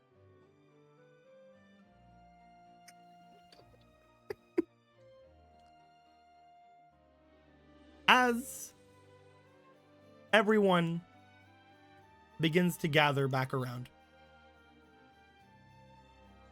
Polo and Ronan, you guys go to check on Marco. Gorthos, I'm assuming eventually you go to check on Marco as well. Of course. As you guys see what appears to be Radon trying to pull the sword out of Marco's grasp. This is harder than the stone. He finds that difficult to believe. It just sort of slid off of the stone. Where did this frog come from? He's your frog. He's the new little frog guy that came with you guys. He's great. His other frog. They looked like they were gonna throw him into the abyss, and then they stopped. Yes. Right. And then they Right. stopped. I completely forgot about that. Yeah, he's just Fun here. set. He's great. It has been a couple months. Yeah. Does anybody wish to help Radon reclaim their blade? Yeah. Sure. Marco, you feel one of the cuckoos being pulled from your grasp by some kind of alternate force. No, not the cuckoo. That was My best friend. It's at that point, though, you realize it isn't being pulled from your grasp for any malicious reason. No, it is ascending, Marco. It is becoming a god. It's ascending. The god of the cuckoos is upon. And that's how Margot gets a god in him, like everyone else, apparently. And Polo, you said you wanted to go and take a bath? Yes. Polo would go past all of you after making sure Marco's alive. They see Marco like gripping up toward the sky with like a somewhat saddened look onto their face, but proud, none the same. They're like, yeah, Marco's fine. Oh, it's good to see that Marco's awake. Thank goodness you were in my thoughts and prayers. Goodbye. What? She's gone. As Polo will go to take a quick bath, around half an hour goes by. Polo, I'm gonna give you a +1 to your allure. Oh hell yeah. Because you would have most likely gone to that bath. Yes. I'll make it green so we know it's temporary. There we go. As you guys get ready, Gorthos, Matilda asks you who all they want them that you want them to cast things on by the time Polo comes back. Who Argo, are the 5? Technically 4 now. Marco. Yeah, Marco. Ronan, Gorthos, Argo, and who's a cat? Oh, Polo can be deceptively durable, so Hold on to Polo as well. yeah. Okay. The main people, the player characters, plus Argo, will get this magic cast upon them. From what you guys are told, it is a magic that allows for, instead of some sort of magical effect affecting your body or mind, it instead takes from your vitality. Hopefully, this means if this kind of large-scale attack, large-scale wave of sleepiness happens again, you guys will be awake. You guys will be unaffected. Hopefully. Maybe. You're still looking at Argo like, no. It'll be fine. I guess. Argo will be blessed. It's okay. Both Polo and Ronan, you guys know that this effect does go to your tamed beasts as well. Oh. So Magic Frog, Okay. Dawn, and wherever the fuck he is, he will Orion's with Galen. Orion will also be affected. Orion's with Galen. Yes. All Yeah. of them will be unaffected by this as well, potentially. With that being said, you guys do find, eventually, Ivori does make her way out from the treasury or whatever it is back there that Gorthos is not allowed to go into. She looks over at the toe that's in the center of this place and sort of... Did we not put that back in the bottle yet? We Oh, sure I didn't, guess- and now it's gone. We should probably. I would imagine someone would probably. I would Ivori, have done that. Ivori kicks it off and is gone forever. I made very sure to And then the say veil. There you go. And then the veil vanishes forever. Here you go. Here you go, Ronan. There you go. I don't know why we're holding on to this thing, but Marco had it, and I don't want it to be gone when he wakes up. I don't know. Maybe he'll make something out of it. I still They're like, using a bomb. I don't know. still like the idea she just sees it, just kicks it. You Yeah. guys say no, and then all of a sudden fucking Caliburn swoops in and grabs it for you. In the case she can't vomit, so it's all right. Ivori, upon standing out where she is, raises a hand. As she does, a long table appears in the center of this area. Bloop. Big old rectangle, big old table, big old look at it. It's great. It's too big though, so I have to like bring this down so that it'll actually go into an actual square Yeah, shape. Thank I don't feel comfortable sitting at the ends of those tables. you. I would only feel safe on either this end or this end. Yeah. Everything else is just like, no. As this happens, the large cake is drawn out from the card as the card disappears in Ivori's hands. Ivori then calls out, "You don't have to help me with it. However, I will reiterate, the spell that I have placed on here will not affect any, will make it to where this does not affect any of you. You are perfectly safe, and I will not be able to finish this on my own." Meanwhile, on the other side of the bridge, she is asking for help. None of you have to do shit, and if you want to leave, now's the time. She does not want any of us to leave. She needs all the help she can get. He will just translate everything. He's not gonna stop. It's not like I need any of you anyway. He feels he doesn't need to translate that one. For the love of God, help me! I don't want to die after eating only part of the cake. Let us feast and be merry on the bread. We couldn't eat anywhere else, huh? Is every room filled with goma? Good if true. The silk is so useful. You would find that those who have been here, all those except for the ghosts, would make their way and find some kind of a seat at the table. You guys feel that Magic Frog could probably just eat this thing all by himself. Probably. But, then you know. then he can make a wish. Yeah. What does a frog wish for? Flies. Giant flies. I like to think he would wish for a magic lily pad he can float on for all time. like a little Nimbus lily pad. Yes. Nah. Hold on 1 second. Let me get something here. Insert becomes Battletoad here. What? You're sitting there? What? What? Hosier will watch Marco. Like a weirdo. I will guard him.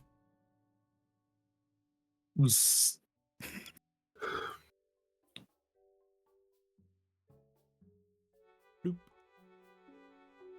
Do-do-do-do.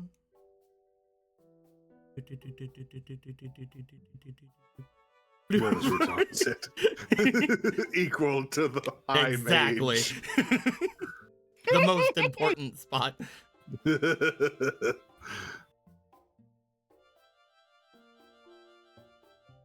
I believe Nimbus and June had left earlier, Yeah. so they are not here. Sepin was going to go and check on the area you guys were suspicious about, so he is not here either. He's busy Sasuke-ing it up somewhere else.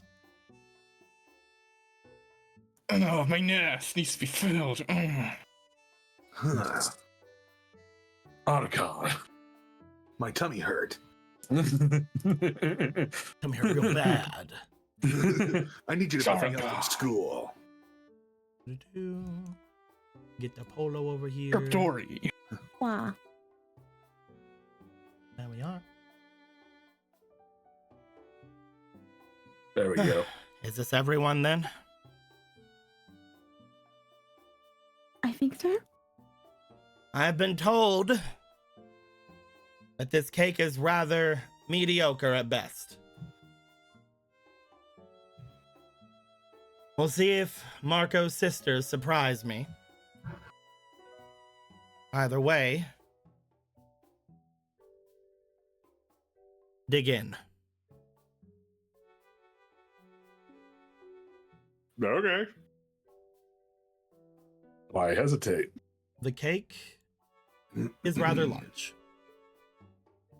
Gorthos, Yeah. you look to said cake. You have no digestive capabilities, but you've eaten before. That has never stopped him at all. You will attempt to eat so. As everyone goes about eating, I would like for resilience rolls from everybody but Marco. Or resistance rolls, my bad. Oh, because of how fucking awful it is? No, just for the sheer amount of it. It is taking up most of this. It is taking up most of this table. Cool. That's a 13 for Roan, and That's a 24 for Gorthos. oh Okay. yeah, I will Gonna roll for roll. my boys. Magic Frog. What's his resistance? Oh, That that's is a 2. great. That is a 2 There's a for... 13 Yeah. for Magic Frog as well. You're having Dawn be here Oh. too? Yeah. Don does way worse. Dawn doesn't have a sweet tooth. Okay, so he would not eat. No, he would eat it, but it's like that's why he does Okay. bad. Dawn's like, this isn't meat. Yeah, he gets a 9. So This isn't fucking meat. What is this shit? Okay. I rolled for everyone before game. I needed to know what your guys' roles were. As you watch the others go to eat, the big eaters among the group are Gorthos with that 24 that they had gotten. Gorthos had gotten the second highest of everybody. The next big eater here with a 19 is Argo. hell yeah, dude. Argo nat 20'd and he has a -1. Hey, look at him go. With a 21, we got Pika. Had done relatively well as well. I will save the one who got the highest because that is funny to me. Another person who got over an 18. This one is actually exactly on 18. Is the princess Matilda. They're used to eating these cakes, you see. They've eaten them every year since they were born, except for last year because they weren't there. On the opposite side of the spectrum with a nat 1 was Jason. Oh no. They didn't like it the first time. They definitely didn't like it the second time. It is not an acquired taste. The highest one was Rudon with a 25. Oh my god. They also nat 20'd. I like how the teenies got the best rolls. It was great. The second lowest out of everybody here was Gru, and I find that very funny. Because Gru does not put effort into anything, you see. That being said, with all the high rolls, you guys tear into this thing. As each of you go through, because Gorthos is the only one that got over the 18. Gorthos, I would like you to also roll me for your diligence, please. Oh dear.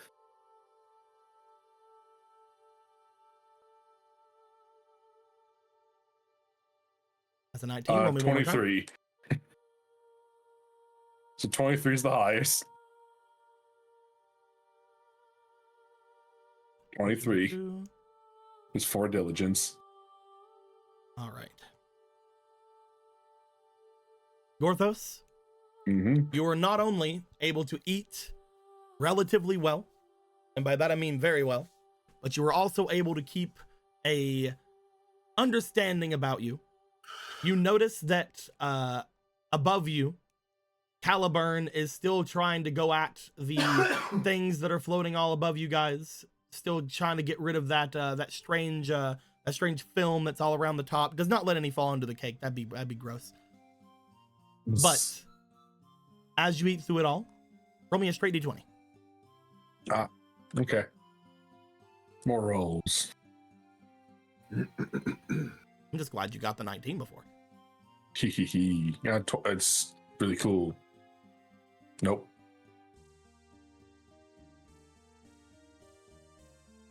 You guys get through the entirety of the cake.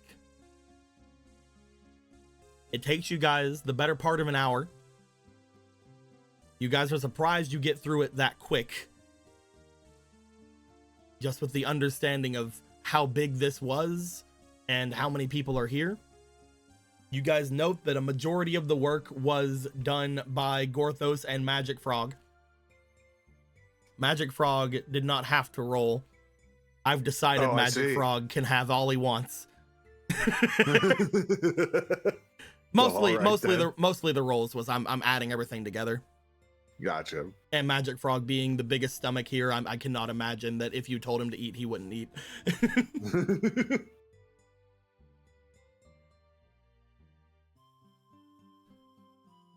At the very last bits of it onto the table left, there is only crumbs.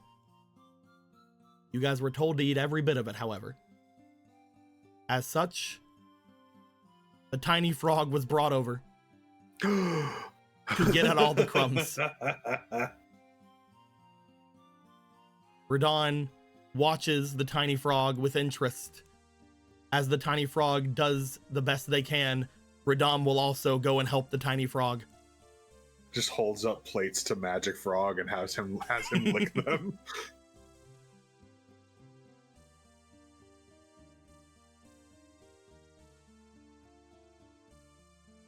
Once everything is settled, Ivori is sort of sitting back, just kind of like looking toward where the plates were, just with an absolute just look of exhaustion upon their face. They're happy that people came and helped them. They have not trained their stomach for a triathlon like this. For the Big Bang Burger of cakes. They did not have all their stats maxed out. Close, but not all of it. Mostly because they're social stats. Why would they ever? Anyway. The cake being devoured.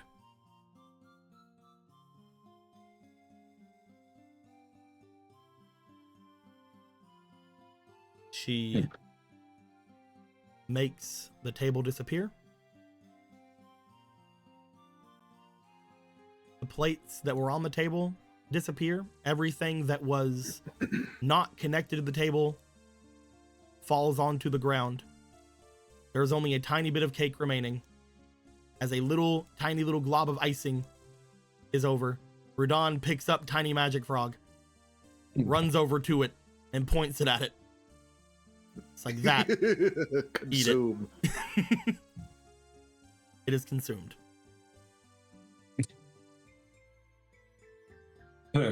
Tiny frog. And I think you want to throw it into the abyss. It did so much work. I didn't roll for it. I honestly, let's roll for it. I never rolled for the tiny frog. Tiny. That's funny, that shit. There are only very few people that got below an 8. There was a good roll earlier. That's an 11. That works. It did its work. It did its work to help.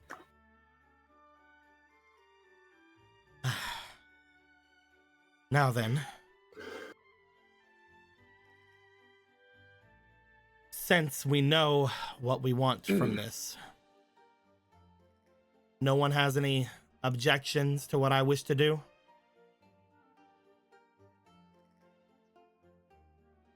Using it on Marco, right? On Marco? Well, I remember what we discussed. What did we discuss? It's been a while. I'm going to try reiterate? to find the source of whatever that magic is and understand that spell as best I can. Right. Yeah. Gotcha. Is Marco not going to wake up? Should we use it for Marco? I don't. Is Marco dead? I he's haven't not checked dead. on Marco. Marco has. I'm not. Well, I can understand wanting to use Marco for this experiment, but I'm sure you're aware of Marco's strange ability involving curses. It could skew potential results. I just want to make sure that we're fine with me using the wish on what I wanted to go for, but if Marco was in danger, I would of course go it over to that. But we would be getting far more from understanding this spell, I believe. Unless Marco is not going to wake up. Someone go check on Marco. I'll go check. He goes and checks. Ronan, you go check on Marco. As you do, you go to Hosier. Hosier motions to Marco. Yeah, he's not woke up yet. He keeps flailing around, and I think he's saying cucko. Oh, well, he's probably having a good dream then. All right. Yeah, he hasn't woken up. I don't know how we're gonna get him to wake up.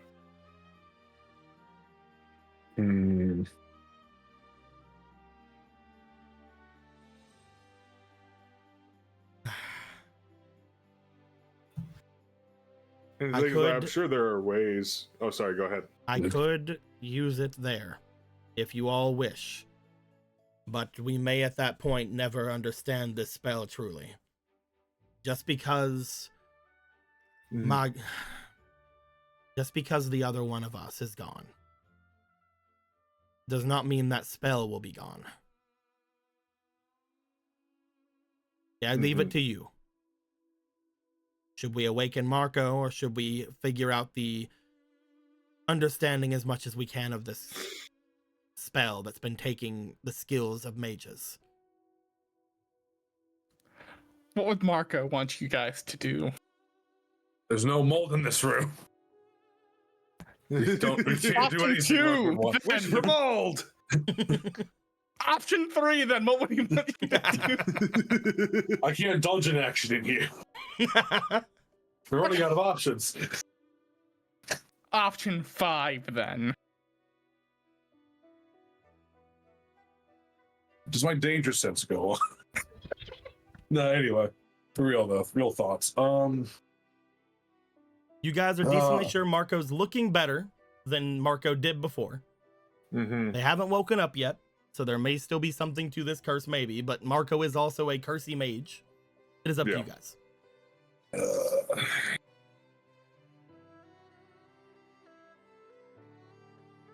Surely we can find a way to awaken Marco from this. I was gonna say I'm sure there are ways. We just have to find out what they are. We need to understand it. We can do that. We've dealt with worse things. Yeah. All right. Yeah. Then I'm going to make my wish. They stand forward. This is not wish making music. This is not what's happening here. Give me a second. This ain't happening. Hold on.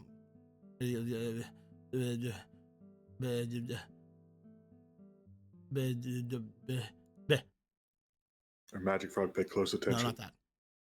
Oh yeah. Magic frog will not be able to figure this out. It's not a spell.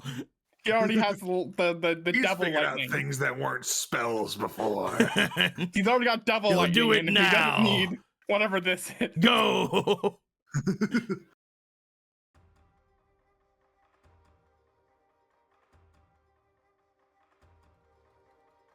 As Ivori steps into the center. Grant me knowledge. I wish to know everything about this spell which has affected my people so. Give me everything you can about the caster and what is being cast. You guys see, unlike the first time you guys had the cake, a large amount of swirling magic coming from below the bridge. As it rises up, this sort of dark wind seems to swirl around, going beyond Ivori and swirling around them in the entirety of the group here. As this maelstrom of wind seems to close itself, going over each of you, but not harming you or pushing you. Nobody's flying off into the fucking abyss. Luckily. You know he's ready for that.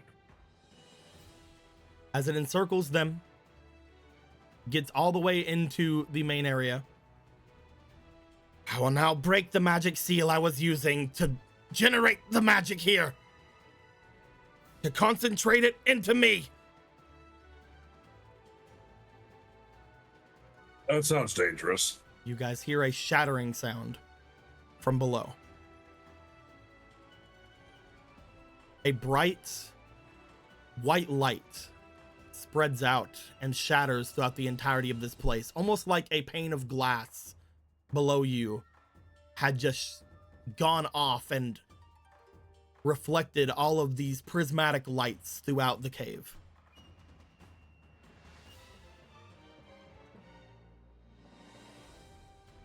As it happens, as Ivori takes in the magic they had used,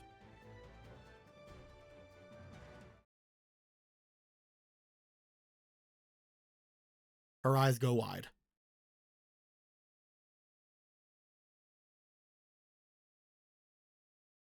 Gorthos, Mhm. looking to Ivori with this look of pure surprise over them. You can tell something has gone wrong. Uh-oh.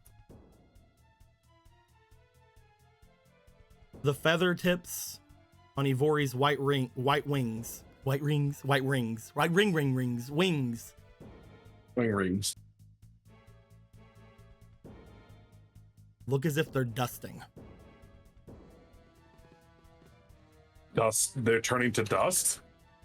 She brings her hands to her throat and coughs up some kind of grainy, dusty vial onto the ground. Is that that's new? Is it new? Do I recognize what happened? Ivori seems to be in pain. Yeah, that's shit. Ivori falls to her knees. In all your time of knowing Ivori, you have never seen Ivori in this much pain. She had mentioned to you before that this entire time that you've been like this, they have never died once. And that's because you've never even seen them really get hurt.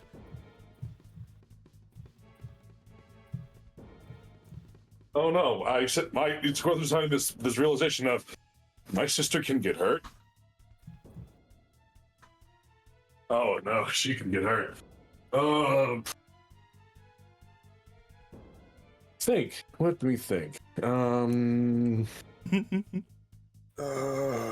I've never seen this before, huh? Okay. Frantically looking at all of my things.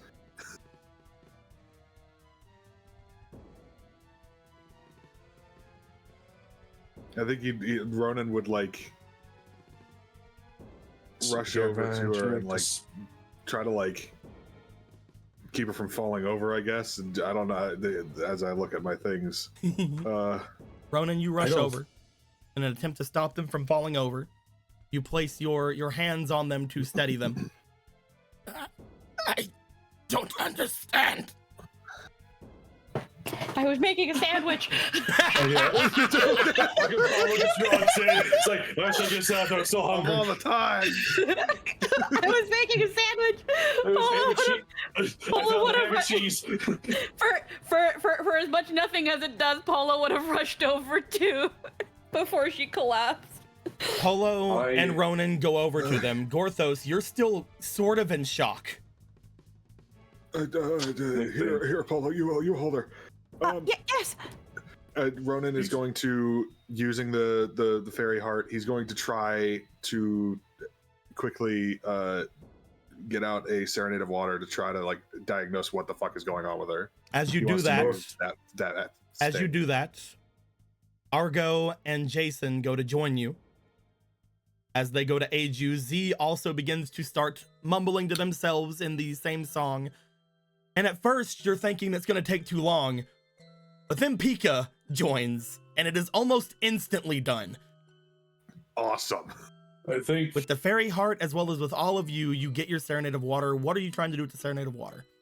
I'm trying to do the thing that like tells me what is affecting someone. Trying to deduce an effect. What you are doing as you do this, and as Gorthos, you see this happen, and you finally are able to somewhat get into a sort of understanding of something wrong is happening. Ronan, as well as the others who aided him in this, all will understand immediately. They're getting affected by a curse.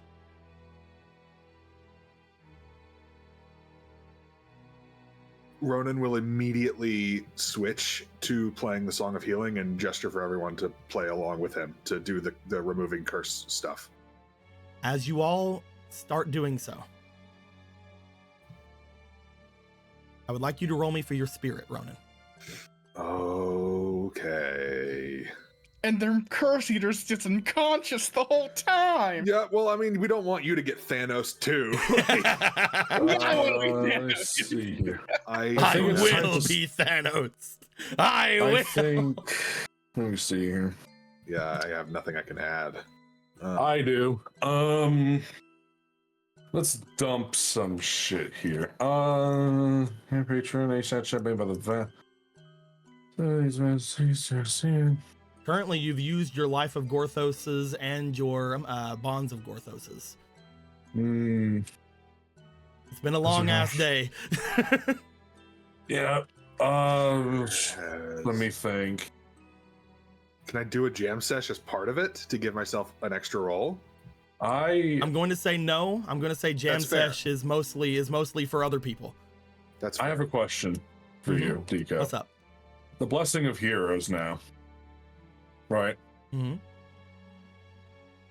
Can I upgrade my ability cards like I did with the Poe Blessing, right? Yep.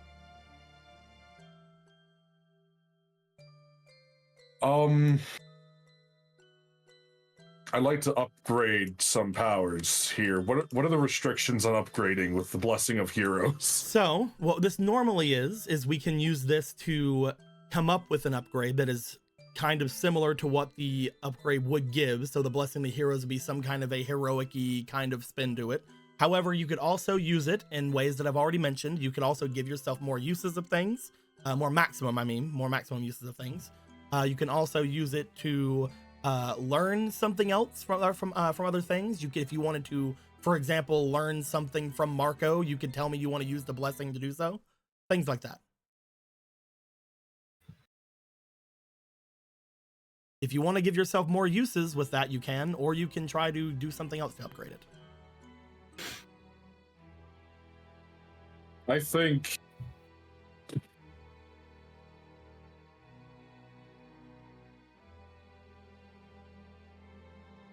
that the most appropriate thing Gorthos does when it comes to acts of heroism is learning from those around him. Mm-hmm. What are you trying to learn? I want to learn to take and manipulate curses. My man! You are going to learn Curse Eater from Marco. I would like to steal Curse Eater from Marco, yes. You are not as proficient in this as Marco, I will let you know. Gorthos has never been as proficient as his allies. We will do so. I love that you've taken another thing from me, but instead of your worldly training thing, it's from fucking your hero blessing. I love it so much. And I'm immediately gonna start trying to, with the help of them dispelling it, get this the fuck off of Ori. Ronan, I need that spirit check. Okay. You have 3 fleetings.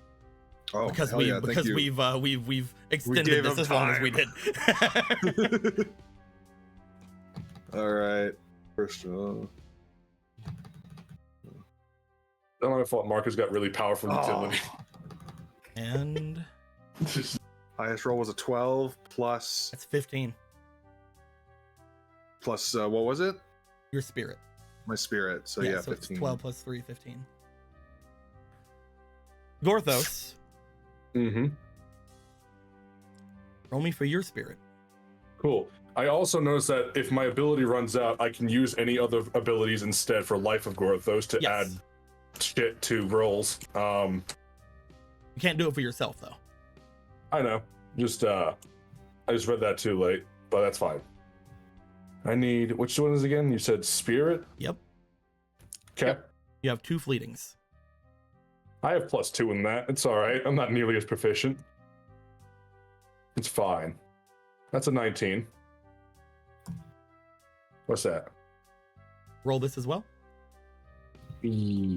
Have this. Ooh, thank you. Hey. So that's a 21 right now with that instead of a 19. That's a 15. So we're going to go to 19. Yeah. Blackjack. Let's go. It's my lucky number. That is a 21 because of the Gorthospiration. Gorthos.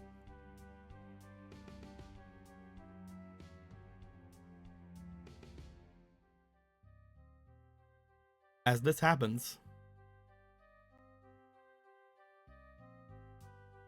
Ronan, you try your best to free them from this curse. The curse is extremely powerful. You guys know what this curse is. This is the curse from the cake. Only this curse is entirely concentrated on one person. All of the monster parts and monster blood that went into this large confectionery, striking down onto one. As you weaken it as much as you can. Polo, you watch as Ronan and the others are doing their absolute best. You see Gorthos, Polo, step out and take hold of Ivori.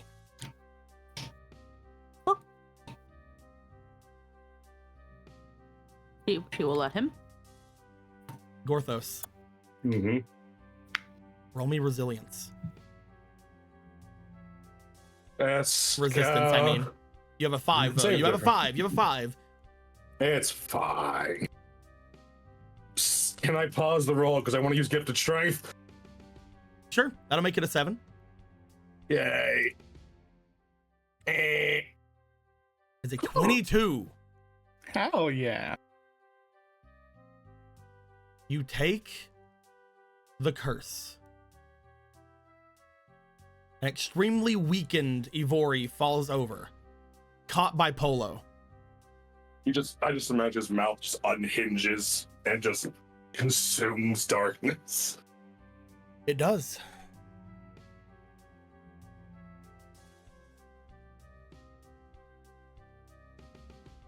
Mm-hmm. Gorthos. As you take this in, you feel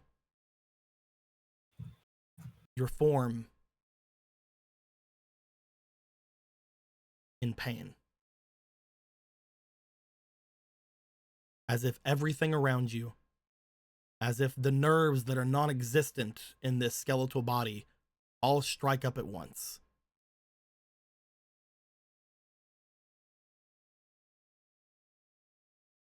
You stumble back. As you do,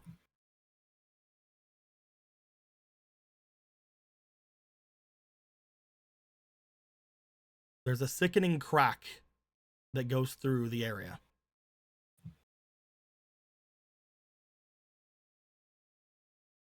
As the ankle on the demonic form breaks.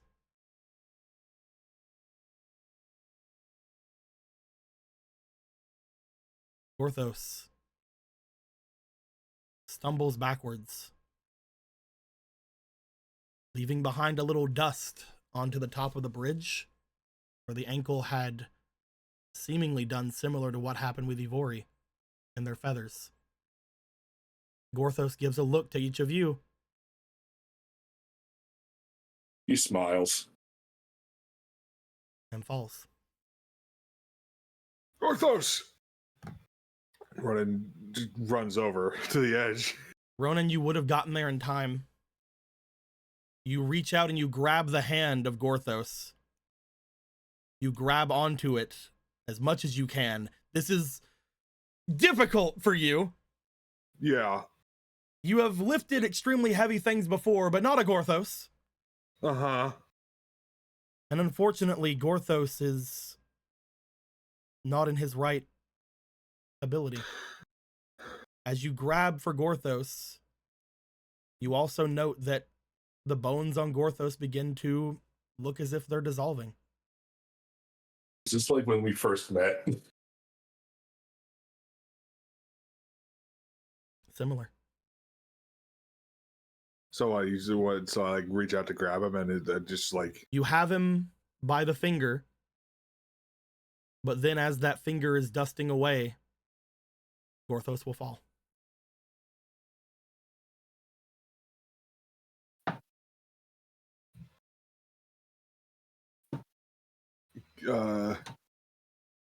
Gorthos. Dude, I can't fly, bro. Gorthos. You have one thing you can do. Yeah. Roll me for your spirit. You have a fleeting. Hey. 14. Come on. 70. Do you want to jump into one of your other bodies? I do have one in here, but I think it's Unfortunately, if you get into that one, that is going to still be on this body because it's in that bag. Uh-oh. I believe that is your Donu body. Donu. Yeah. Do you want to jump into either your Hylian or your Kokiri body? Oh. There's also a funnier option here. There's a certain. I'm trying to remember. Fuck off. I'm trying to remember where the Kokiri body even is. Probably somewhere filled with wine again. So, Emerald, do you want to fucking say what you said again? There's also a fifth funny option. A certain princess sure did offer it. Oh, no. No. You can't. There's no way you want that to work, or if it did work, it wouldn't end well. That's... You can jump into the Kokiri body or the Hylian body. God. I brought the Donu. I can't. Oh, it's stuck to the barrel. Mm-hmm. I'm so far away from the others. You're not that far away. You're in the other building, but you guys are all connected. This place is connected to your guys' home. Hypothetically, if I don't jump body, we'll have to see what happens later. Am I just out for a while? Who knows? Neat. I can't tell you. I can't tell you. I'm sorry. I know you can't. I just had to ask. This is an extremely difficult decision. Mm-hmm. Oh, man. It's tough. I'm turning to dust. The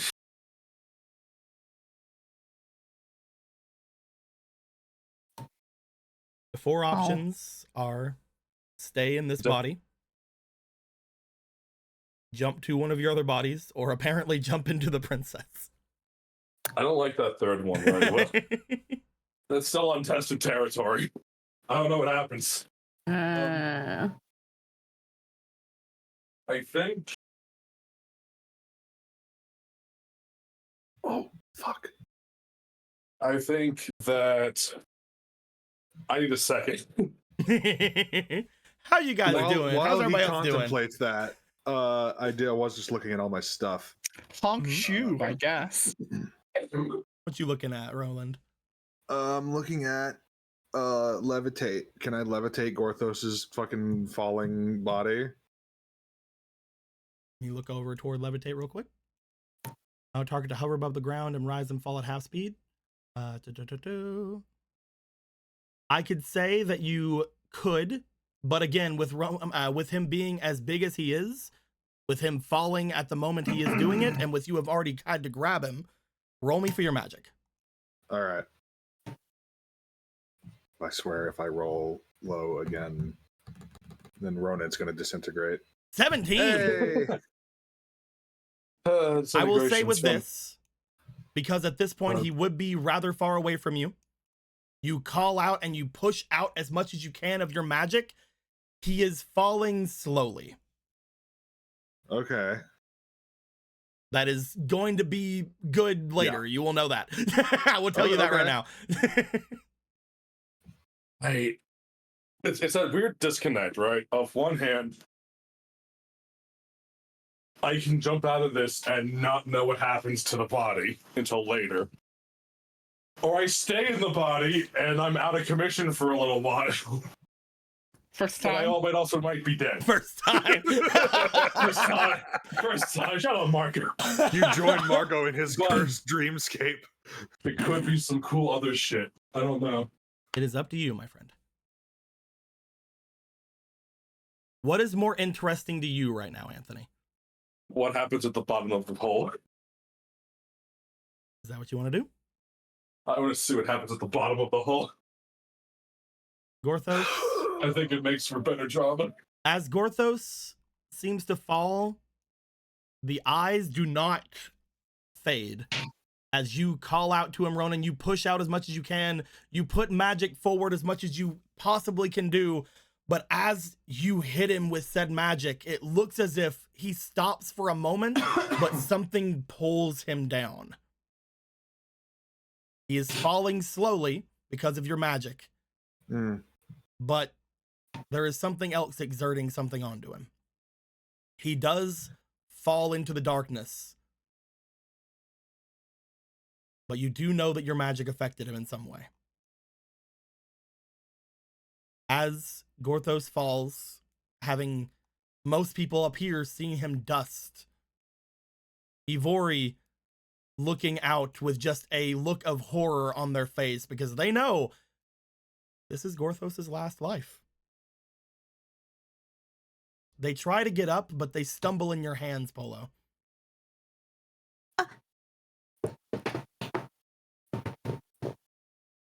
She'll try to assist her to kind of set up. As you do so, this will be Ronan will be the one that would have to be affected by this, the one that would feel this. Ronan, you feel a similar sensation. Something you have felt very recently.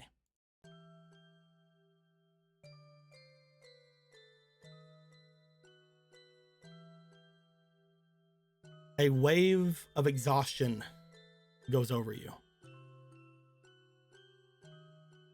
For a moment, you feel like you're about to pass out again. You look back.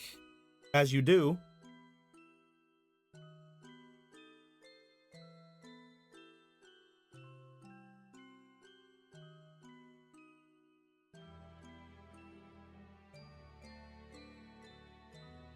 you see people dropping around you.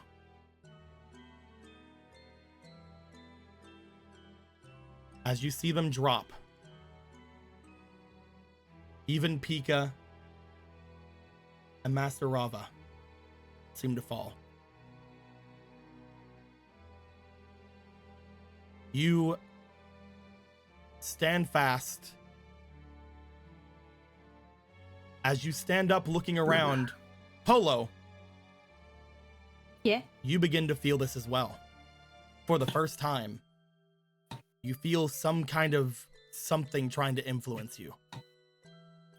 As you see, looking around, nothing catching your eye immediately. But then,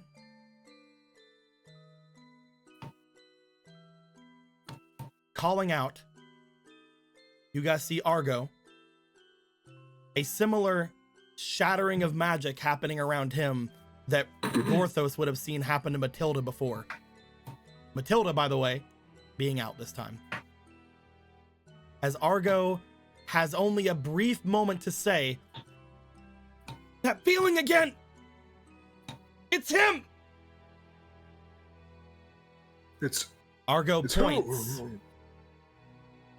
over toward Forest.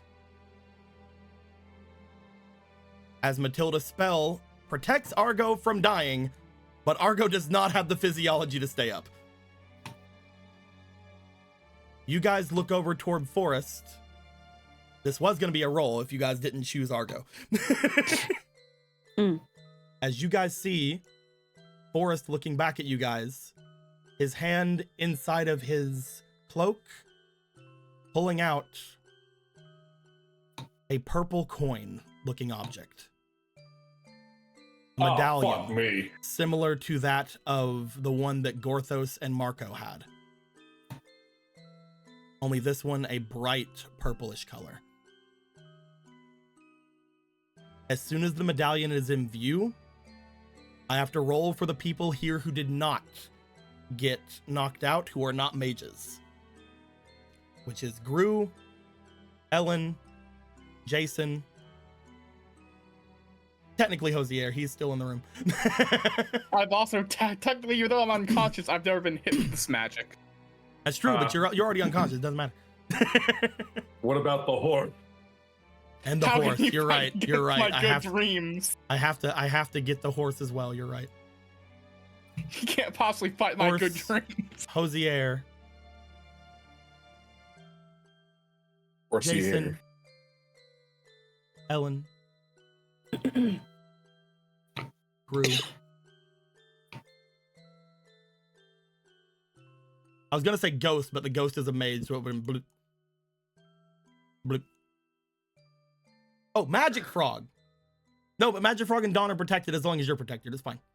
Yeah. Oh, also I got the magic on me. That's why I'm good. That's also true, yes. Here we go.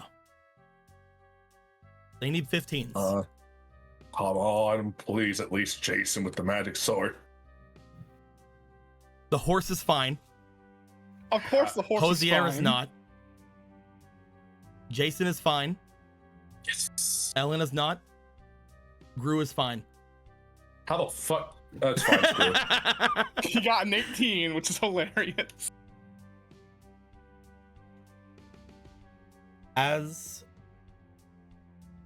Polo, you feel in your hands, even Ivori passes out. Whereas before, this did not affect them. Miss Ivory? I was planning on having them die, but weakened enough to be affected by this is fine too.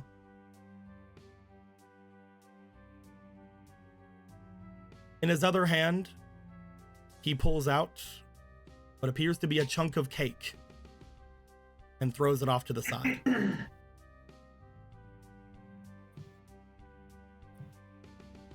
Magic Frog. Before Magic Frog does anything, you guys will have something taken away from your vitality.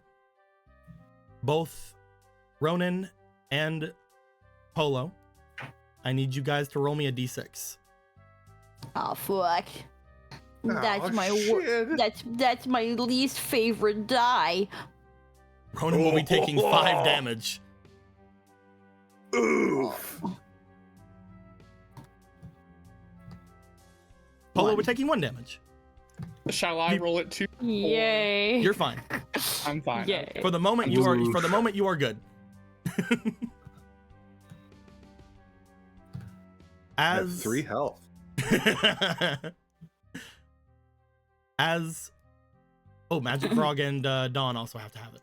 Roll me 2 more d6s. First is Magic Frog, then is Dawn. All right. Ugh. Ain't good. Dawn's good. Good job, Don. Magic Frog takes a little bit over. They're not looking great. They Well, had some problems. But as you call out for Magic Frog to do something, what are you having Magic Frog do? I want him to try to use his extendo tongue to grab that piece of cake. He's Eat a little it and far break away the from curse. it, but I'll allow it. It's fun. I believe in him. I was my If next you- my Go ahead. Oh no, I was gonna ask if a little earlier when he was pulling out the coin if how quick of a reaction could we do, because I wanted to either freeze him, but then the cake happened and I was like, can I freeze the chunk of cake and pin it somewhere to He it? did that while you were holding on to Ivori, unfortunately. Yeah, so that's no, that's fair though. Yeah. I'm cutscening you guys. I'm sorry. Quick time.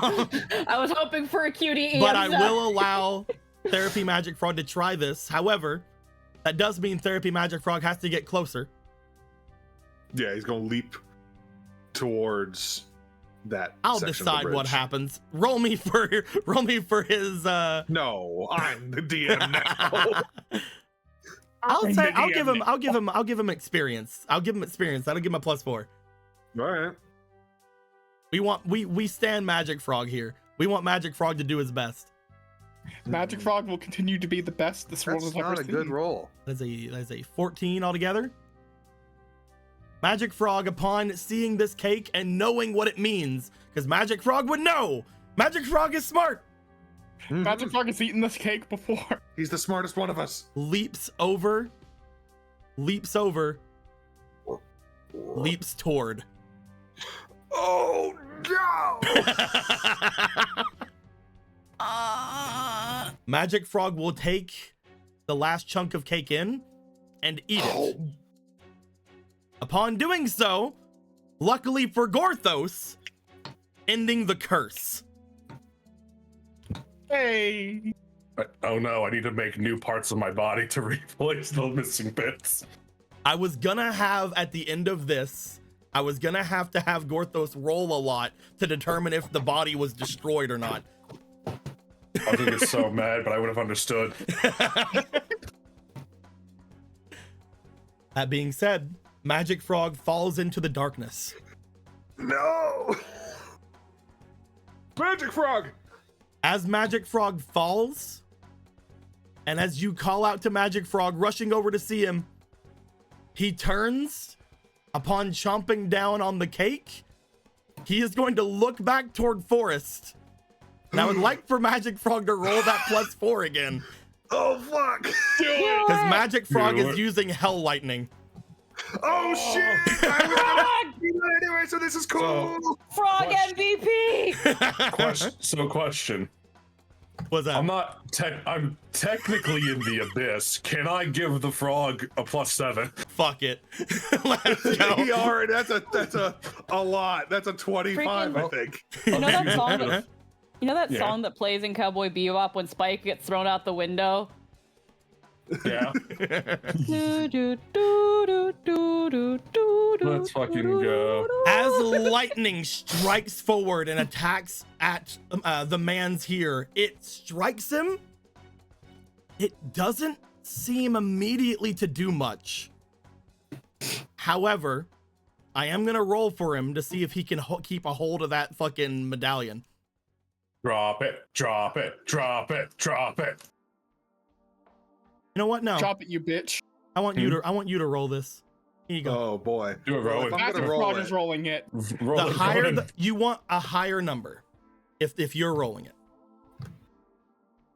There. There If I'm you rolling go. It's gonna be visible. Because you're a I fuck. give Ronan a +7.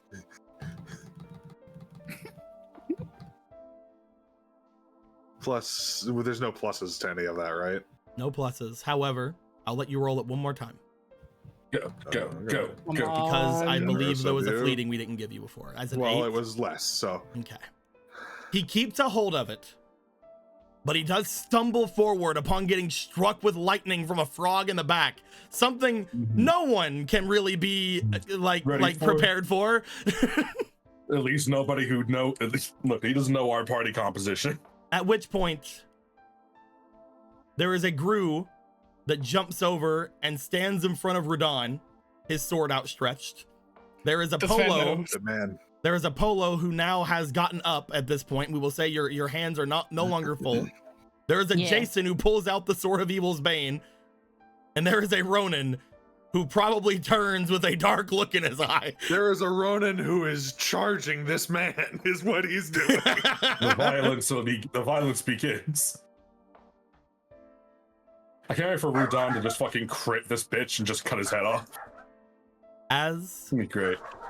oh, my dogs are barking again. He's like, Ronan's got the Golem Slayer like glowing eye bit of just pure anger because so many things have just happened to his Gorthos friend just again. fell. Magic Frog just fell. You're gonna fall. It's gonna. Obera it's- again. Obera fell unconscious again. This man Judas us with the cake thing. I'm gonna actually kill you, dog. Come here. Dante, come here. Lay down, please. Lay down. Stop barking at people. All right, we're good. As Now you're running. I'll kill it. as you guys BRB. are wanting to fight, we will put up a grid. Aha! Finally, I can unleash my true power. Now you can use dungeon action. Now I'll Because show it you. specifically needs a grid. It's like a fucking battle network game or something. You need a fucking grid to do anything. So Not me. let me change the music.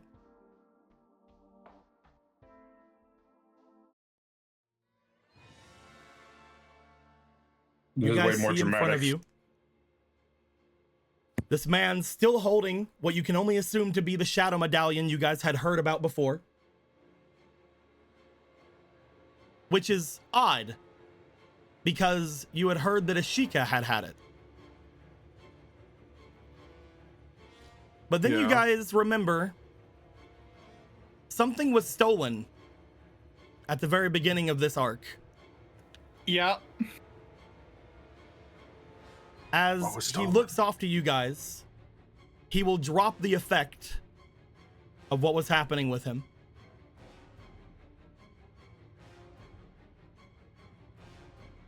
He will drop the effect of the potion he had stolen.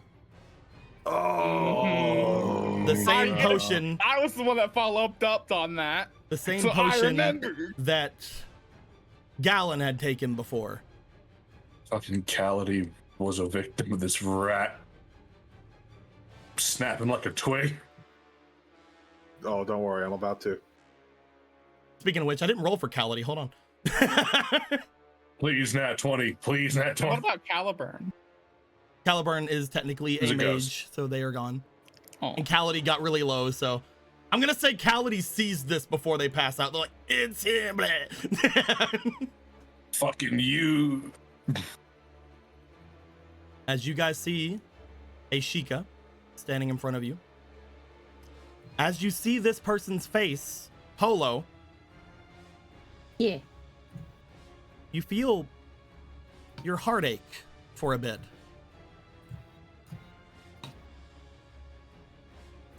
As you recognize that that is the feeling of extreme disappointment and hurt. As you look to this person, you instinctively know this is the one that stole the power Yeah. of the god of the sun. Yeah. Damn. I couldn't see the forest for the trees. Fuck off. Yo, I'm You're the so one who happy. named him, fucker. I'm so happy that wasn't the actual thing you decided to do with that, because I would have fucking come to your house. I'm clever, damn it. I would like for two of you to roll me. We're going to decide who goes first. Oh, God, why can't I roll today? Well done. Why? Well, no. No, it's my turn to roll. Maybe it could be worse. It's worse! God, lads and lasses, I can roll better than y'all, but I'm not allowed to. We're going to go to the top of the initiative, which is Jason. As Jason looks over toward this person, they pull out the Sword of Evil's Bane. Jason is at full health.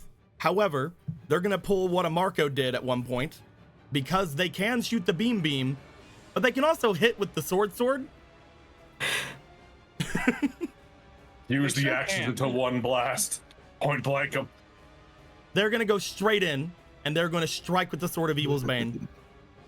And I'll let you know this. While they would normally have advantage on this person, because of a certain sun god, they do not.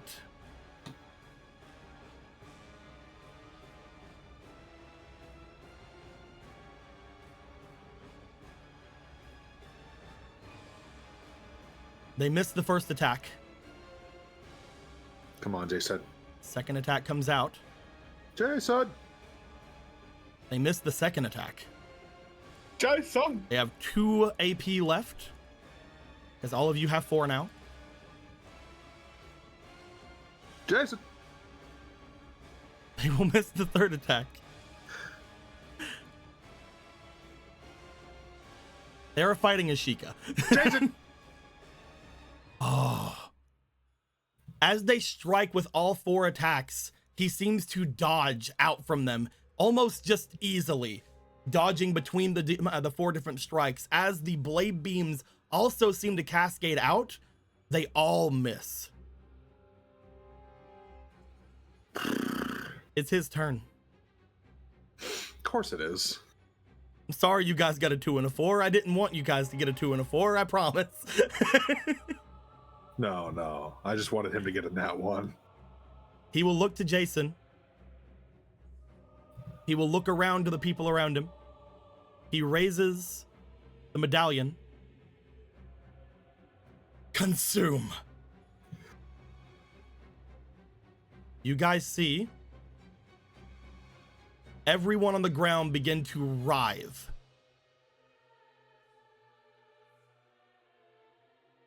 There is a small streak of purple light coming from each of them that goes into the medallion. As it does, he then points forward toward Jason. Hellfire. Oh no. Son of a bitch. That is a hit. Super son of a bitch. Jason is going to get struck with Hellfire. What is it with Jason faces getting hit with fucking Hellfire? And Mark wasn't here to absorb it. As Jason gets struck, they are going to try to impose the Sword of Evil's Bane in front of themselves. They will have advantage. Back at him. They will have advantage. This will not hit it back at him. This will stop them from immolating. It was that Zelda girl, that witch who sowed this flame. That's 2 really good rolls. They will get struck with this. They get struck with Hellfire. As they do, they will get hit and they will get a large amount of damage done onto them. However, they do not go up in flames like the goddess did. The Sword of Evil's Bane seems to have stopped them from immolating. He's going to look forward. He's going to let off a small chuckle. He's going to look around. He's going to see Argo. Consume. Oh, you. Oh, no, you bastard. As he does, he will then point toward where Jason is. I think he can choose 2 people with this. He can. He will also choose Polo. As he does. Oh.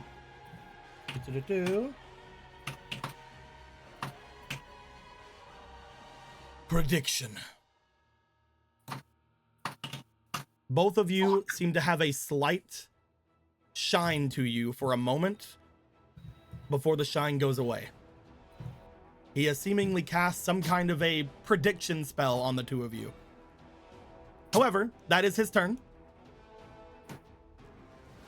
We're going to go to Gru. Gru is going to look back toward Radon. Gru's going to look over toward him. Gru's going to see what happened to the hero and said, fuck it. He's going in. He doesn't want to get in the way of Ronan, though, so he will take a couple steps over because he has extra movement. Sir. He is going to attempt to, on the first attack, strike him with a sword. Somehow he hits. No, he doesn't. That's a 12. I thought it was a 17. He misses. I was about to say somehow he hits and Jason didn't, but second attack. That is a 15. That is also a miss. He misses both of his sword swings as this man seems to dodge them easily. Gru then looks to him. He's going to try to grab him. He's going to try to stop him from dodging this much. That is a 17 with Gru's strength. That is a 20. He has to beat a 20 or be grabbited. Grabadadad. He does not. He seems to have been grabbed from behind. Fuck yeah, dude.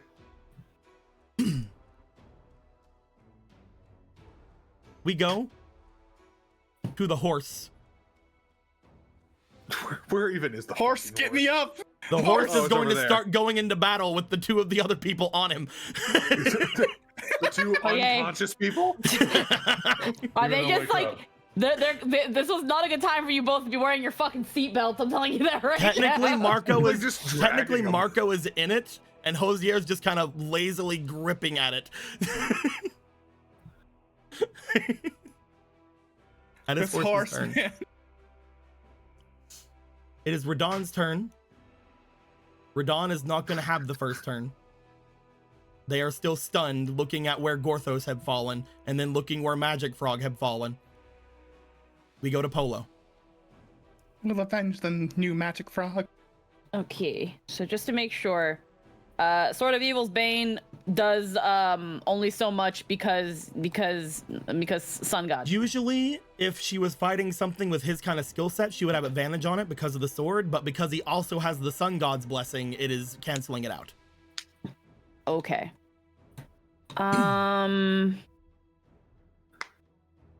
Now there's no way to concentrate into Zolaire to take that power back. That wasn't a thing that we ever. Yeah, no. Because I Because know he had Zolaire wants to willingly recover his gave- power. Because he Yeah. had willingly gave his power, unfortunately, it is not possible to take it back that way. Maybe if you defeat him, you can. Yeah. Let's see. I think I still have my light arrow from before we came here. You do have one use of light arrow, yes. I do have one use of light arrow, but I know it's different light magic than what the Sun God has, but I Yes. don't know if it would be as effective. Looking at them, you are not sure how well the light arrow would do to them right now. Yeah. So there is. Especially with him having pointed at you and said prediction earlier, you probably don't want to risk the light arrow. Yeah. So there's, and we heard him cast prediction. Yes, he's had to say it out loud. Yeah. So He had prediction. apparently taken something from Argo because you saw him look to Argo before he did that. Yeah. That needs some recognition of Argo's kit, and I don't know anything aside from scrying. Prediction means you might be predicting my next move, so I should do something that Polo wouldn't do. I'm gonna jump into the abyss and call on the monster. No.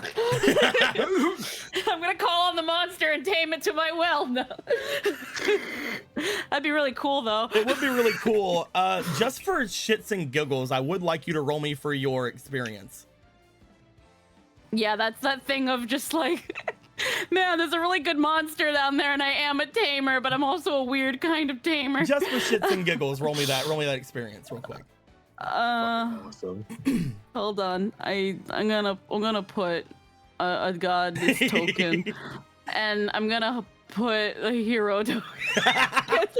There you go. Trying to sure. vouch, just in the height and just trying to appeal to a big evil monster that probably just only sees me as food is very stupid. But man, it's unpredictable. I don't know, maybe I'm your queen or something. Can you like be Jon Snow for like 5 seconds and do me a solid? There's a lot of people being noisy in your house. I'd really like it if you helped. 16. Roll me one more 11. time.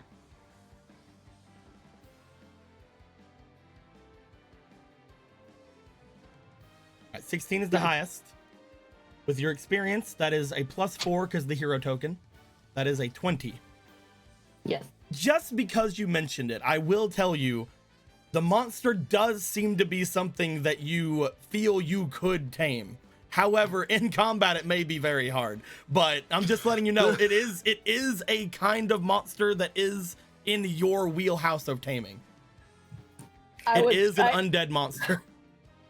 Oh, okay, sweet. That's that thing where it's just like right now it's a desperate strait. Everyone is try. everybody is I want to try. I had this idea for a reason. Again, Polo's like he's trying to predict my move. What would I never fucking do until this very instant? Call on a dumb fucking monster down there that I know is down there. Look, this is the day of sure, that's cool. That's what happened with Magic Frog. That's what happened with Gorthos. That's what happened with everything. You look to him as he's waiting for you to pull an arrow out and shoot the fuck out of him or do something. You jet yourself over to the edge and you jump. Yeah, no, she just yells out, "Heal me!" And then she just runs off and fucking Hail Marys. Oh my God! As Aster's just like, what? Wow, we would have never predicted that. Wow, I would have never predicted that. Polo. Yes. We're gonna have you roll for the next several bits until you get it. Maybe you get it immediately, maybe you don't. I would like you to roll me for your lore. Oh yeah, I got +1 in my alert because I took a bath. Because I took a bath. Start. I smell amazing, monster, please.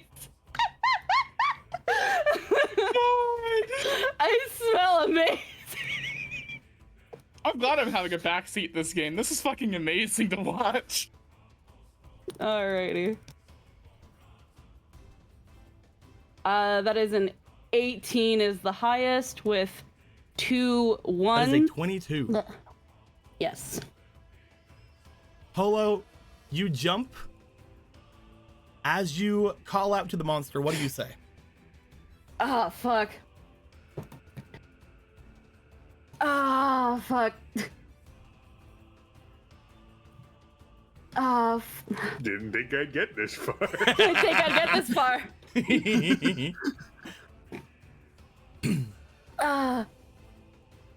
I am but humble trespasser into your home, but I will cast them all. Let your will be mine, and mine be yours. Okay. As that happens, Ronan, Hi. it is your turn. Goddamn.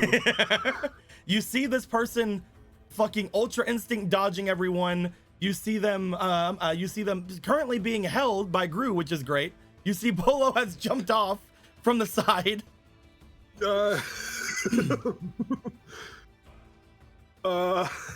Fuck, man. Everybody really likes to jump into this hole.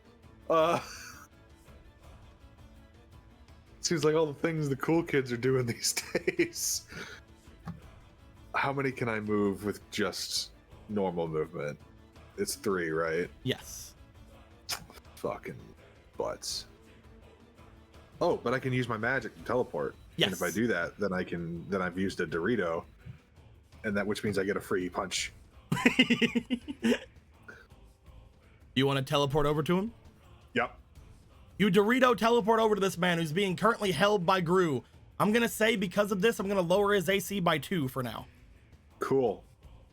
And I am going to fucking Kratos Spartan Rage on this man. I'm going to say this. As you get to him, you feel like you need to strike him hard. I don't know if you have anything that can give you anything extra does he on a have strike. Does he have a damage? Yeah, okay.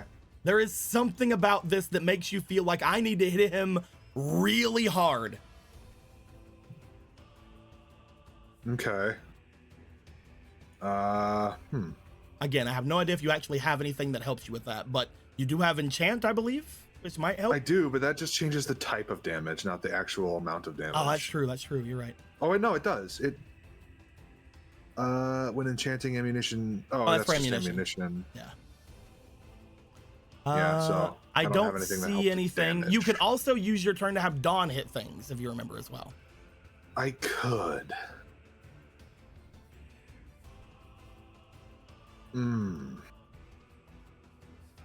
Dawn does 3d8 on a spin attack. That's true. Could he make it here in that amount of time? Oh yeah. Don can go about half of this field. Okay. With a spin attack especially. Because that, remember, his spin attack is literally Sonic Spin. Wing.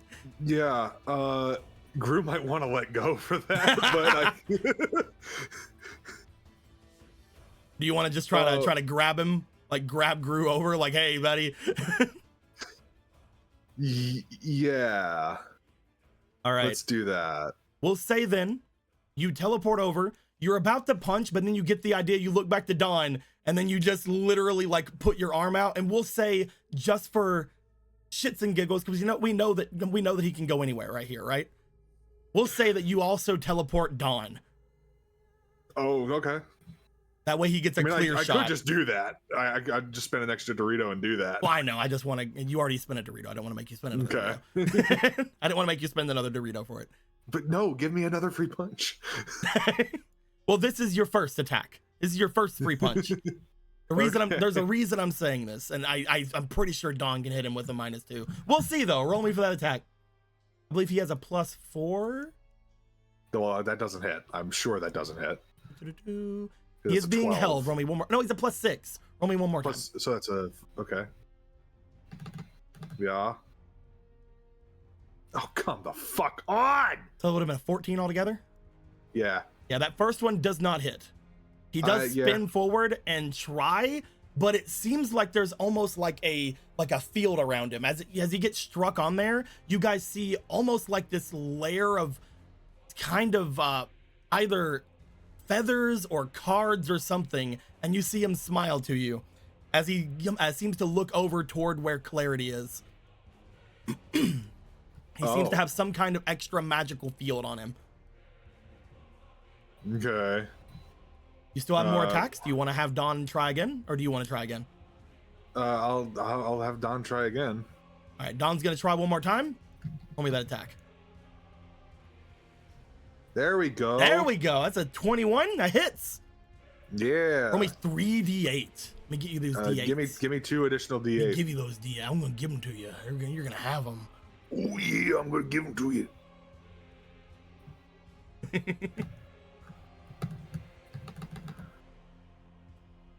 Ooh.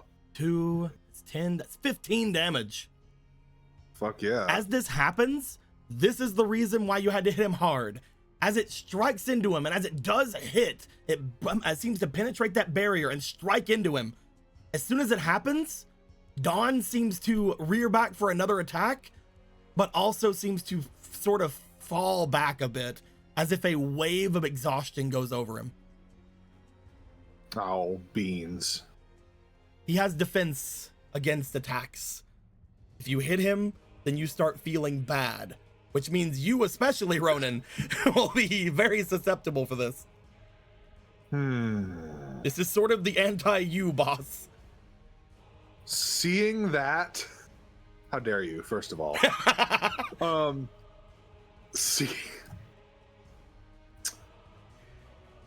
Today's the day of doing stupid things, right? I'm down. I'm here for it. Has Gru let go of him? Yeah, you would have pulled Gru back with your quote unquote extra hit. Okay. You also noticed that Gru is also looking rather tired after that. I'm gonna charge him, and I'm gonna tackle him off the side of the bridge. Fuck yeah! All right, let's go. We ball. Everyone's Let's go. Doing it. Roll me physique. All right. You do feel like again he has that sort of defense on him, but you can try to get over it. Oh my gosh. Okay. I don't. No, this wouldn't apply to my gauntlets, right? No. Like, would not for this. This would be a grapple. This would be a tackle. You're just rolling your physique. Fuck. You are doing something dangerous. If you guys have any, you have some of these over here. Do we have group hero points? Yeah, you have 6 of them. them. Yeah. I will definitely use one. Okay. You have a +8 on this. All right. If you miss him, you will probably have to roll to stay on the bridge. Fucking. Roll me one more time. Okay. As an 18. 18. As you go to try to do this, you find that strange feather-like or card-like aura does appear around him. You seem to almost go straight through him.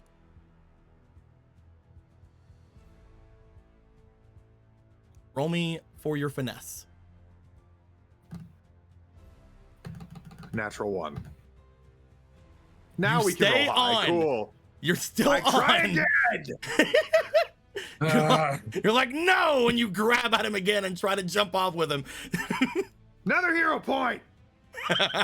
Natural 20. Hey! Let's fucking Fuck go. you. Fuck Hell him yeah. Up. Fuck him up. Fuck him up. As you turn around on a dime after getting missed by him, and you're like, no, and you just grab onto him with a bear hug and just allow yourself to fall with him as the two of you go over the edge. Yep. As this happens, Z will be up here. Yeah. Z can bail. Please bail. Z, get out. Get out here. Get out. As soon as you pass through the darkness, Ronan, Mm-hmm. I'm gonna put a pause on the battle real quick.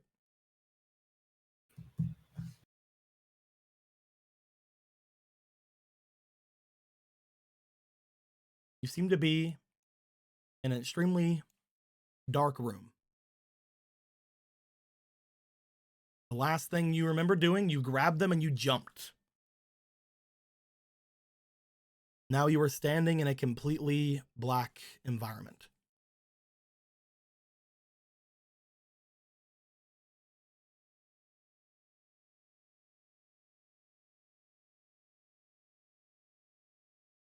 Now, how is it that you are still awake? I know I've done this to you before.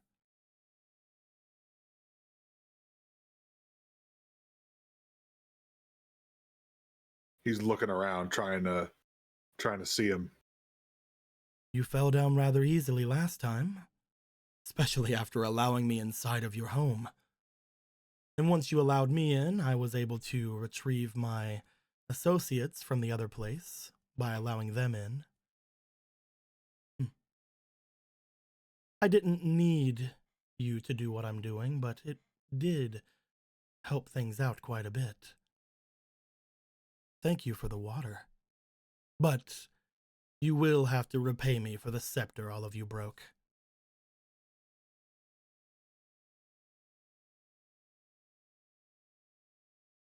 I think you need to sleep, Ronan.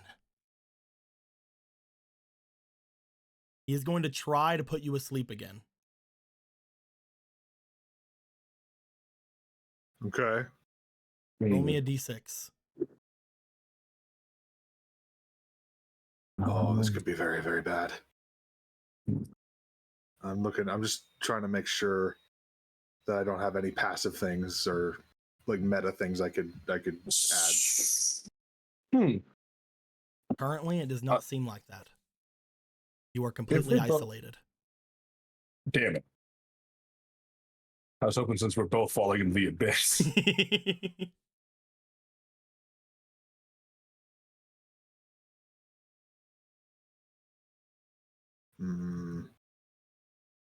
Okay. 1d6, please. Here. I have to roll a 1 or a 2, otherwise I'm fucking done.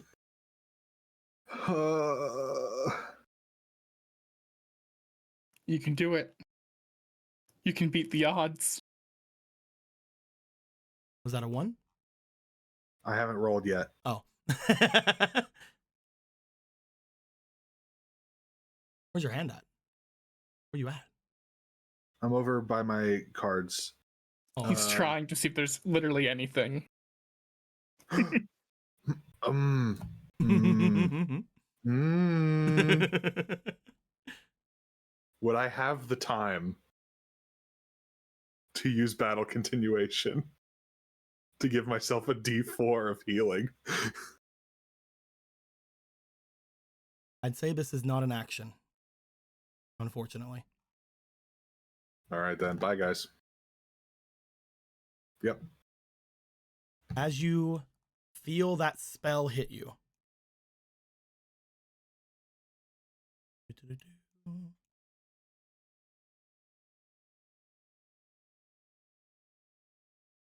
where is it at?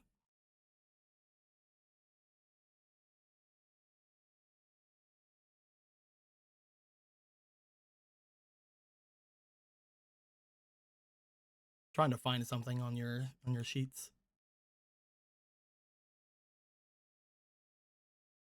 Ba-ba-ba-ba-ba. Oh, there they are. Here's your guys.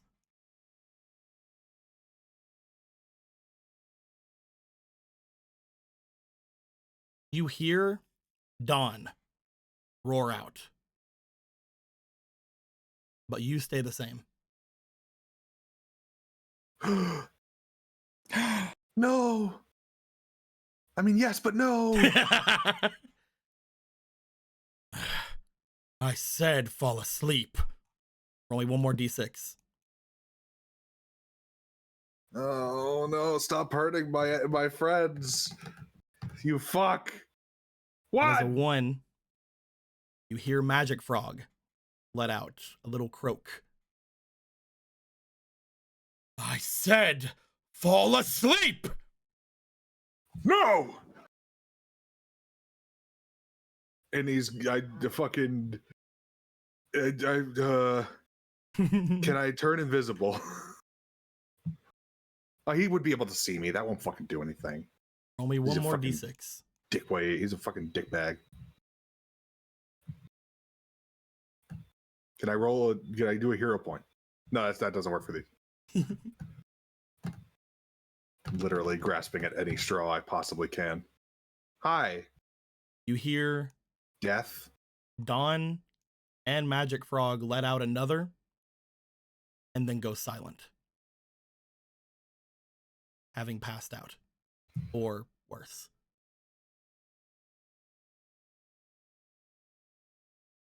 As this happens, you see just a few squares in front of you in this dark abyss.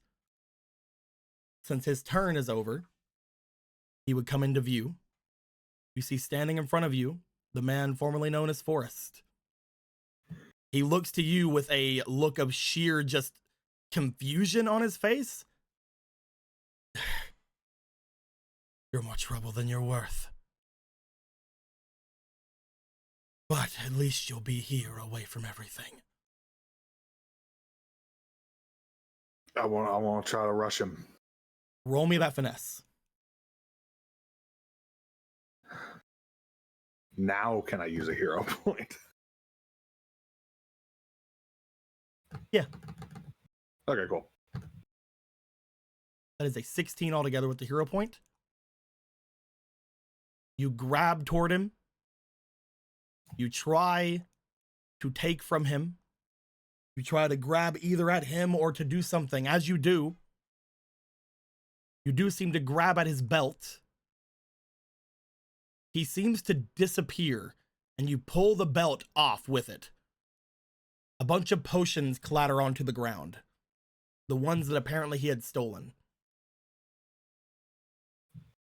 But he is gone.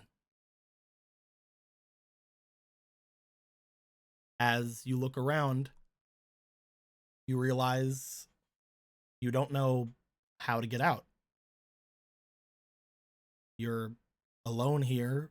Dawn and Magic Frog seemingly have passed out. You jumped the same place that Gorthos, the same place that Polo had fell before.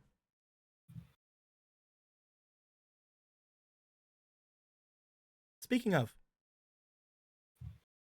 something begins to wrap around you on the ground. Oh no. Tentacles. You see that black film,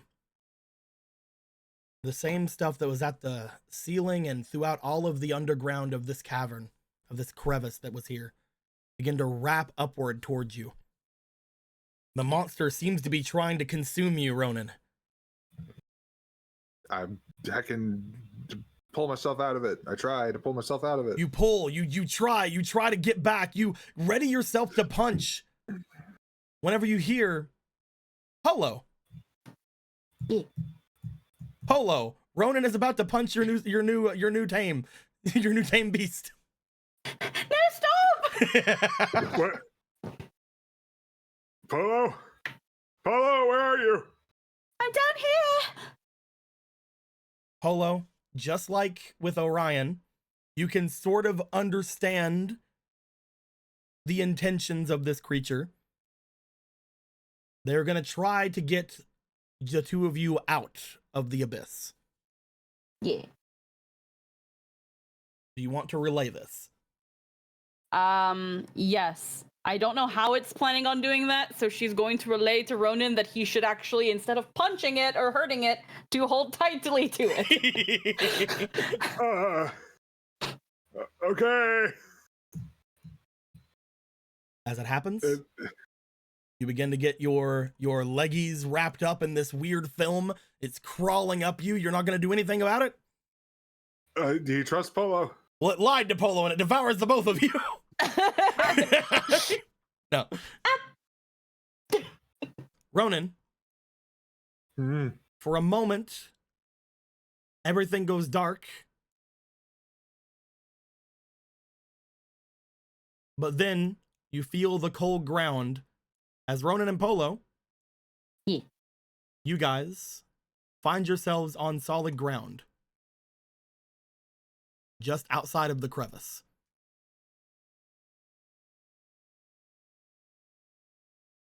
What? You guys both look up as you see the tendrils of that creature seemingly reaching down from the ceiling. It got you out of the abyss because it was the abyss. It got you out of it. Oh. As the tendril-looking creature looks over to you, you guys look back as you see the lights that were shining, the different things that had the flames aloft have gone out. You also see, looking back, a lot of people collapsed onto the bridge. You also notice 2 figures off to the sides. 1 and 2. Hey. Oh, thank God. You do not see any red lights in the eyes of the Gorthos, though.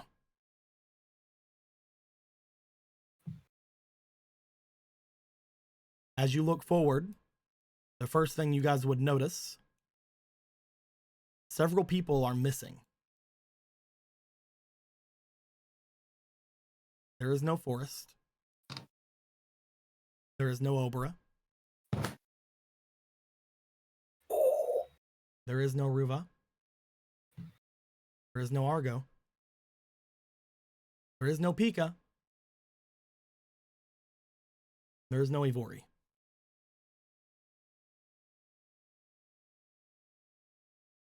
You guys don't know how much time has passed.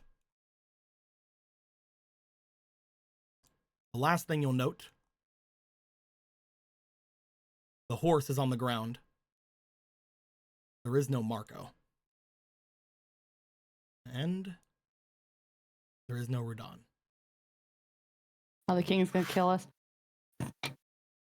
This man picked the worst person to take with him, being Marco. We move on very quickly to Gorthos and Marco. What? No way. Gorthos, Yeah. you begin to wake, and as you do, You find yourself outside of the expanse. You also find yourself in a different body. You are currently in your Donu form. Huh. You see beside of you a lot of other people in the same room. See. You see Ivori laying to the side of you. You see Pika laying a bit behind where you are. You see Argo very close to the expanse, but not in it. You see Obra in almost a similar position, a little bit closer.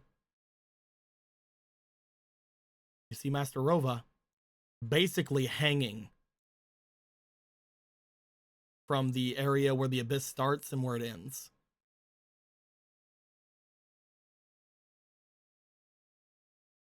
And you see Marco.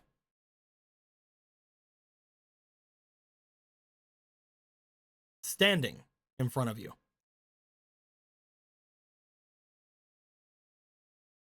Marco. Yeah.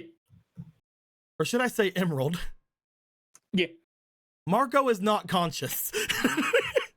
Pog. But Marco is holding a sword in front of him, pointed at the opposite side, where there is a man's floating who seems to, as he is suspended there,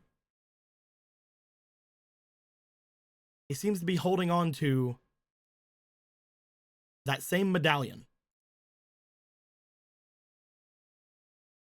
As he looks to all of you, on one side of him,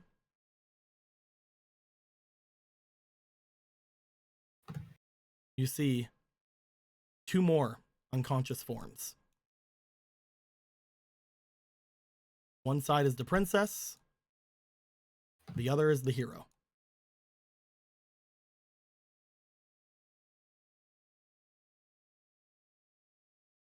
Marco looks like he's gonna start walking over toward him.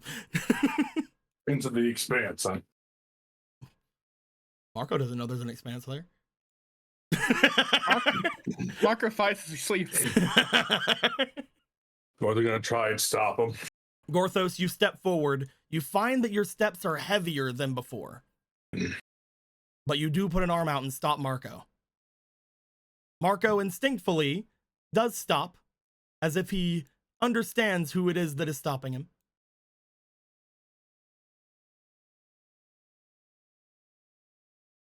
I'm gonna make all these guys go upside down. I just see Marco not conscious, huh?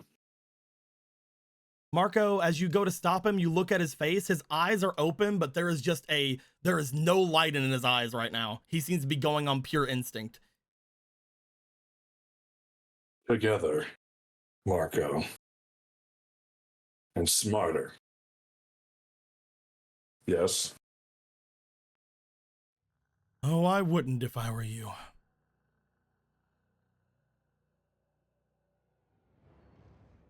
You suppose his forest doesn't suit you. Take another step, Gorthos. Thorag. And I completely destroy the two minds of the people here. You'll destroy them anyway.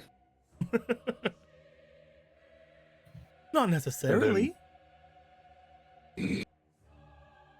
All I want is to finish what I started.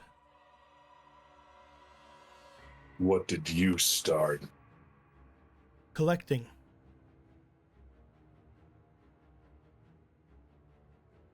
You're the one who wants to resurrect the Demon King. Yeah, and I need more magic first. It's a fool's errand. Do you think he'll reward you? Praise you? He'll turn you inside out and use you as a stepping stool. Literally. He's seen it done at least 6 times. 6? Interesting. Seems like quite a sight. I'd love to see it myself.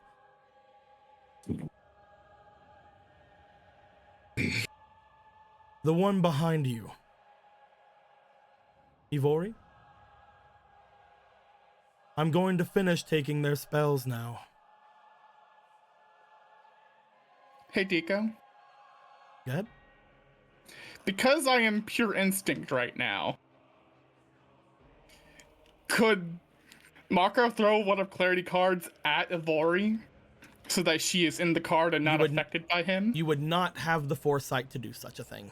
Okay, cool. You are currently just, I want to hit a thing with this sword.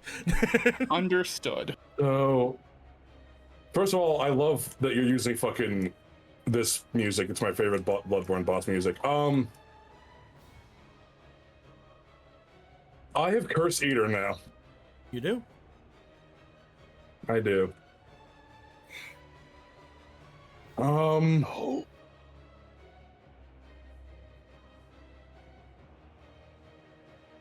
All you have to do, Gorthos, or do you prefer Thorag? Whichever. All you have to do is allow me to finish, and everyone here goes free. To be damned forever under the demon god's rule. What You're did going he to stop promise me, you? aren't you? Of course he will.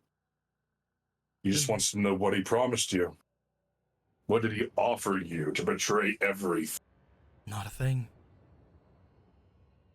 He didn't offer me anything now, and he didn't offer me anything 1,000 years ago. 1,000 You were there, weren't you?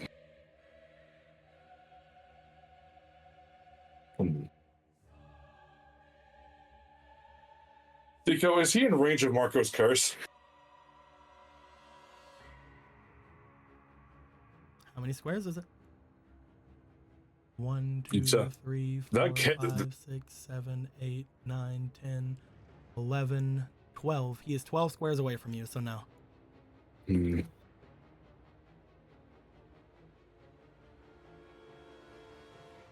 Do I? I'm still being afflicted by that other curse, am I? Or is it broken now? You're fine.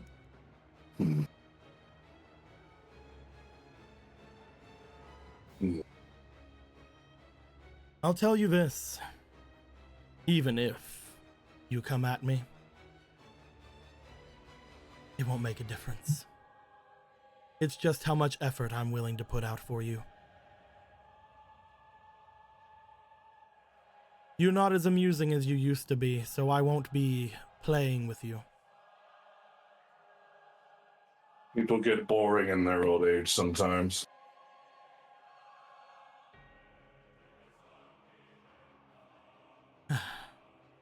It would have been so much simpler if you would have kept that fucking scepter. Far be it for him to make things easy for you and yours. There's the fun in that.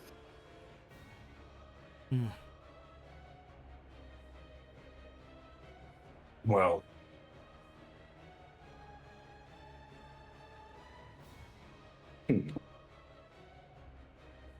he's just looking around at the expanse and all. It's just think. Me think. What can we do? Gorthos, roll me instinct. Okay.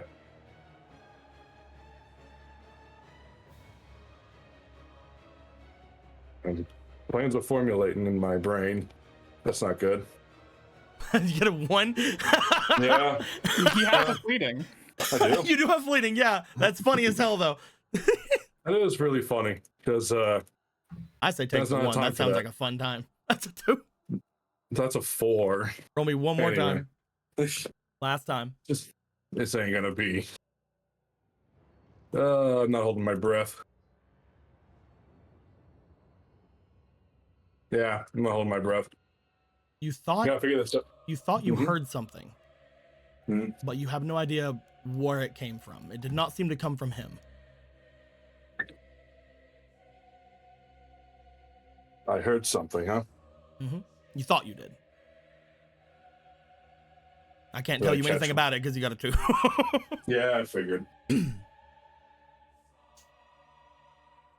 Now, I need to figure this out.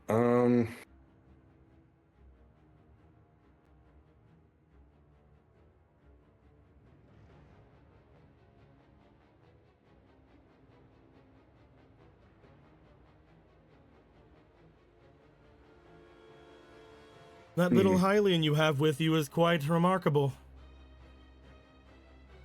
After I had dealt with the others, started taking these away, he got up and tried to attack me.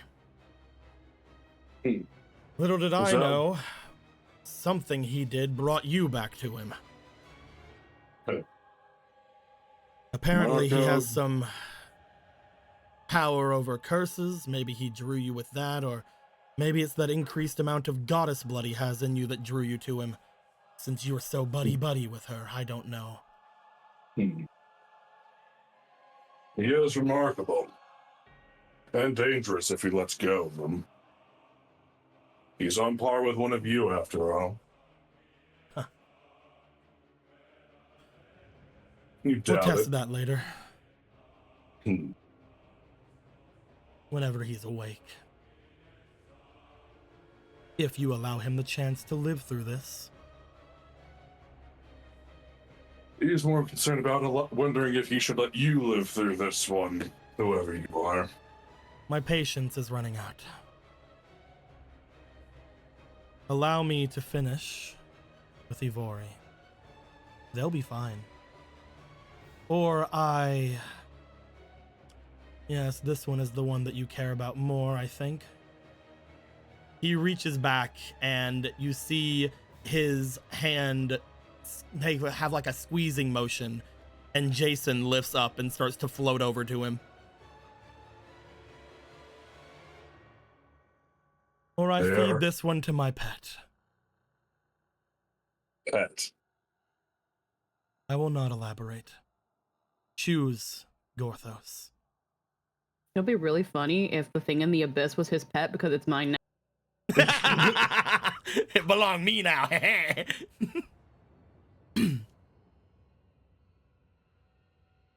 Gorthos has to put up some kind of fight.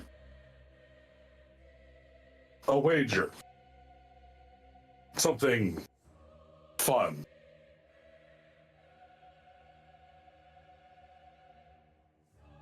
At least passively amusing, perhaps, to you, since you know so much.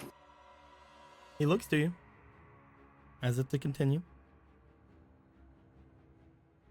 Simple. Gorthos wants to test something. And you are so powerful, perhaps it won't even work. And he'll just die, and you get to have free reign forever.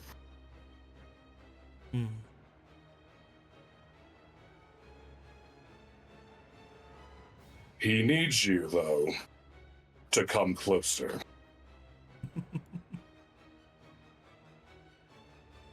If he were to let go of Marco, he might just charge right at you.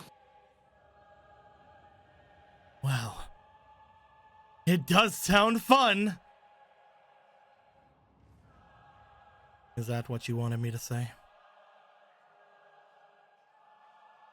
More he or goes less. stoic. He holds his hand out more as something begins to rumble underneath the expanse. However, as he goes to move her over it, there is a small glint of metal. I'm going to roll an attack with advantage. Do it. Fuck him up. Come on. Whatever they are, I'm going to do Life of Gorthos on it. Do you even have enough That isn't- Doritos for that? I have lots of Doritos. You don't have to. Okay. Yeah. Did they crit? For them, it is. Cool. Whoa. Oh, As you see a small bit of metal fly through the air and strike at him, He seems to notice it, but he doesn't dodge it because it doesn't seem to be that dangerous to him. And this is something he will regret for the rest of his life. As it goes into his eye. No. As a small short sword slices, and a surprised look goes on his face as it slices through his hand. Oh, shit! Gorthos, you notice over on the side, there is a Rudon The moment that has the thrown concentration- a the sword. silvery sword that does clamber into the abyss that does clamber into the expanse, as well as a severed Sheikah arm into the expanse. As he drops a Jason onto the area. The second he sees that happen, he pushes Marco towards going around the expanse. And Gorthos, I think, would start doing every ability he has to close that gap as fast as physically possible. You're gonna try to run him around? Yes. You assume Marco wouldn't jump over the entire expanse with everything he can fucking do. I don't know what unconscious Marco can do. I know what normal Marco does. We're gonna go into the battle as the other side, Polo and Ronan. You guys hear a "Ah!" from the other room. Ronan, you recognize the voice immediately as the person who was just trying to talk to you. Yeah.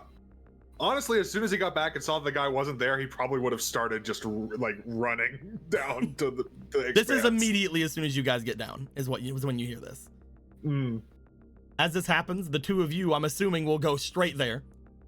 Yes. Yeah. You guys will show up during the next turn.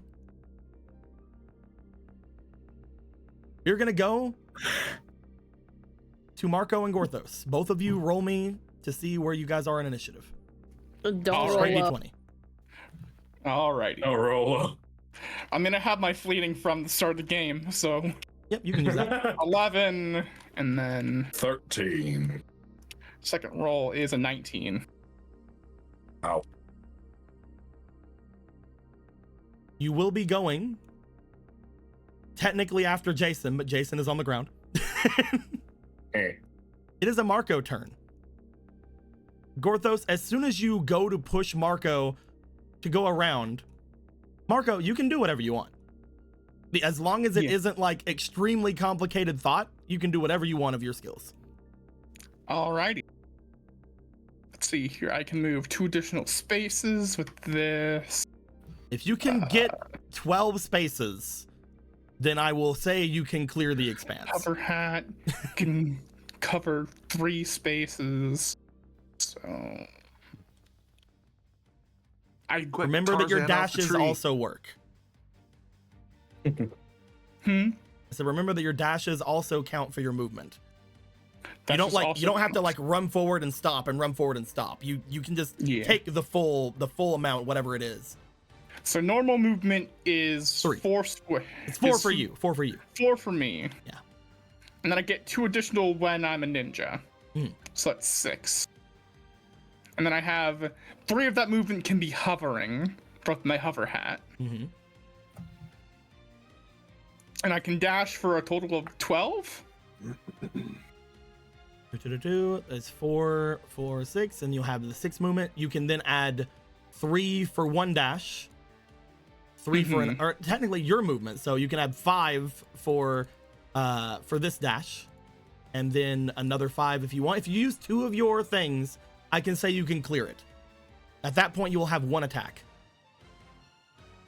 That is fine with me. If I can run so fast over the expanse using the hover hat when I touch the expanse, but that's complicated movement. Gorthos, as soon as you go to let go and then you're like, I'm gonna push him around, Marco darts.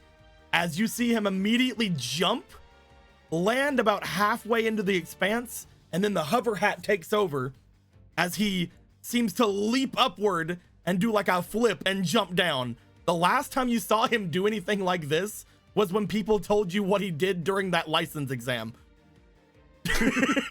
And just for the thematics of it, he comes down, bearing down it's originally the sword, but in that instinct, it switches to the mace.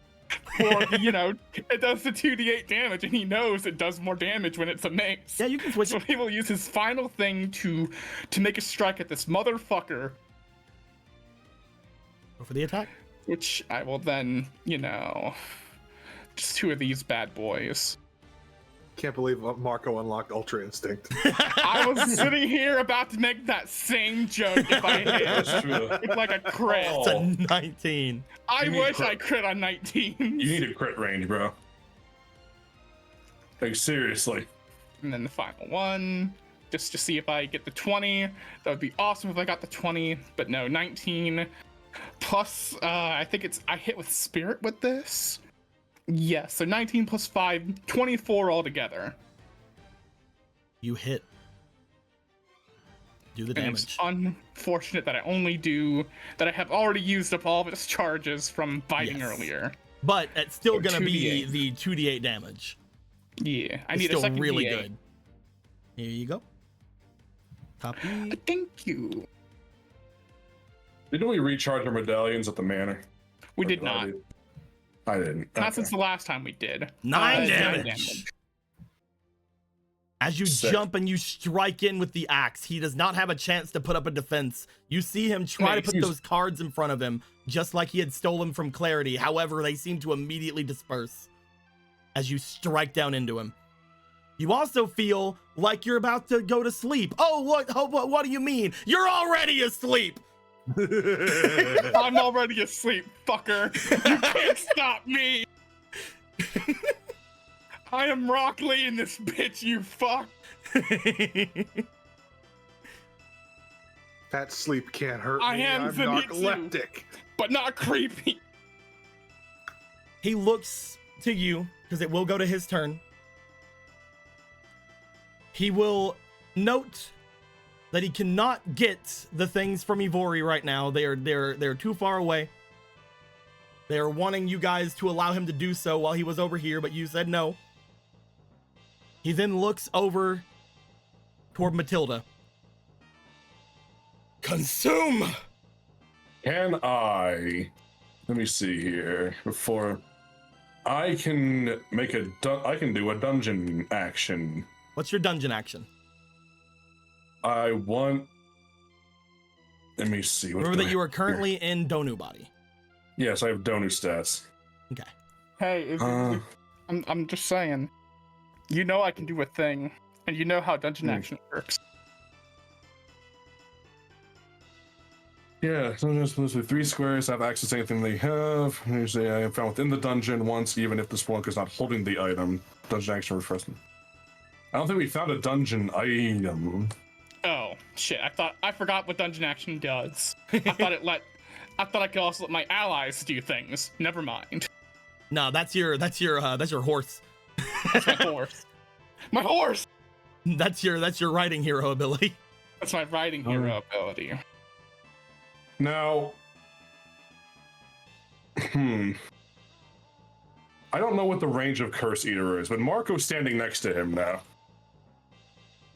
So I think I can probably try and get closer at this point. You will have to go around, unless you can figure out some way to fly. I'm already sluggish. Getting your dungeon action to get closer, so you can get even closer on your turn, is not bad. 2, 3. Just running. And I can do a thing. Yeah, besides run, I can move. Oh, I'm sorry, 3 squares, so I should move back 1. Yeah. If you have something you can use, now is the time. So he's about to do something to Matilda. I want to try and distract him from being able to eat Matilda immediately. Can I throw the secret apple at him? As you can see, I will let this happen. my skull is a perfectly preservative item. I will let this happen. However, even though this is funny, It is not going to automatically work. It is not. You can try. He is a Sheikah, and this is a fruit, and I am throwing it at his head. I mean, from that distance, the will just landed the expanse, which who knows what the fuck will happen. It'll become one with the sword and make an I will apple have sword. him roll for his diligence to see if he can. If he fails, he will lose an AP. I'm sad I don't have as much physique to throw with, but it's okay. Yeah, just my stats anyway. I'm gonna roll it. I need some fucking energy. I'm gonna roll his diligence. Give it you. Mm-hmm. If you have to roll to hit him with it. No. Okay. He is rolling to see if he's distracted. You're not, even if you hit him with the apple, it isn't gonna do damage. You don't know. I do.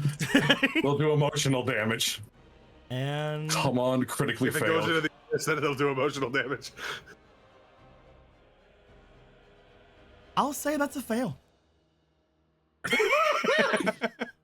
You know what's really funny? Jasna gave that to Jasna put that in there fucking months ago, and it's been perfectly preserved this whole time. It's fine. The power of friendship persists. As you pull out an apple, you throw it. You thought it was gonna make it all the way, but you're in the Donu body. You have slightly less strength than you do as a big man's. It falls into the abyss. You see that Forrest, quote unquote, looks over to it and is slightly distracted because of the strange vice of the Sheikah blood. He will lose an AP, which means he only gets the one consume this round. He is still going to use it, though. As he looks to Matilda, my hardest. He then takes a spell from Matilda. He motions over toward the gateway. Summon.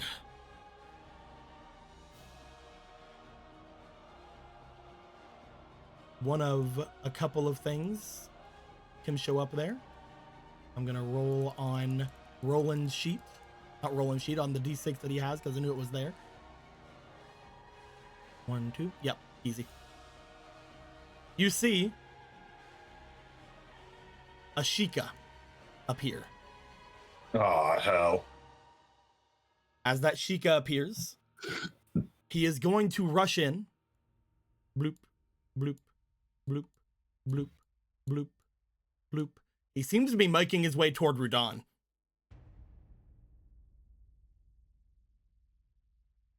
That is the only consume he can do this round.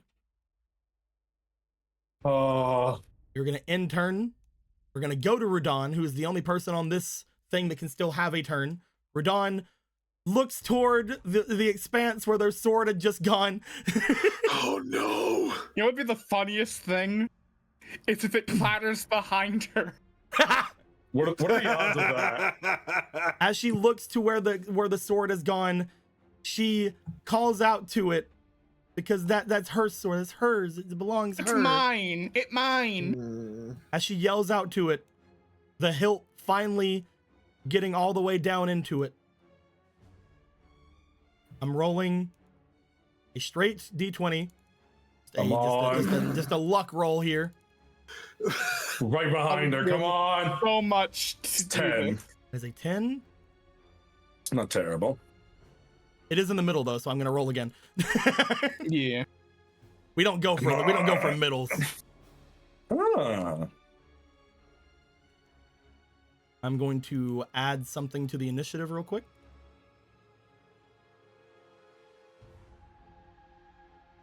That will be after Gorthos, before the other two. However, we then go to the next round. Ronan and Polo. You guys rush in. Fuck. As you guys see this happening down in front of you, you see Marco fighting. You see this man with only one arm. You see Gorthos trying to go after, but you also see a Sheikah rushing toward Radon. The last thing you guys notice is you hear a very strained whinny behind you. Hell yeah. Horse. As It's rushing his horse. out, you see the horse go and jump. For just the briefest moments, Epona's theme plays as the horse appears. Ronan, Yeah. you know that this horse probably can't survive this fall. Levitate. Do you want to use it on just one, or do you want to use it on multiple? Because if you look at your levitate, you can use, I believe. I can use it on multiple people. Yeah. You have to use multiple uses, I think, right? Yeah, and I only have 2 uses. Do you want to give it to yourself and the horse? You want to give it to Polo and the horse? What do you want to do? I will give it to the horse and myself. And then That's okay. I can go downstairs. assume no, you won't unless you say that you do. Do you want Ronan? If you let him, Ronan will grab you and jump. Oh, okay. Sure, let's fucking I go. got this. Yeah, okay. This Let's is do the this. interim turn. This is you guys just getting to this area. So we're gonna say this is like initiative, the top of initiative. You guys jump. I'm gonna move you guys a little bit ahead. You guys are kind of slow falling, but you guys are jumping off toward the area. I will determine how many squares you will fall when we get to each of your turns. Probably faster than going down the winding stairs. Maybe. We Just a go bit. to Marco. Yeah. Marco, you are still instincting. I'm still instincting. I'm ultra instincting. Wait. I only used dungeon action to interrupt. Does that take my turn? Oh yeah, I skipped you. I'm sorry. Dungeon action got me confused. No, that's my bad. That's my bad. It's all good. We'll go to you. We'll go to you. Ortho's turn. I can move 4 squares. You can move 3 squares. Move Marco 3 can move 4 because Marco has the thief, which gives him 1, and he also has the ninja, which gives him 2. So he has 6. That's crazy. This the fucking guy's going towards Radon, huh? Yep.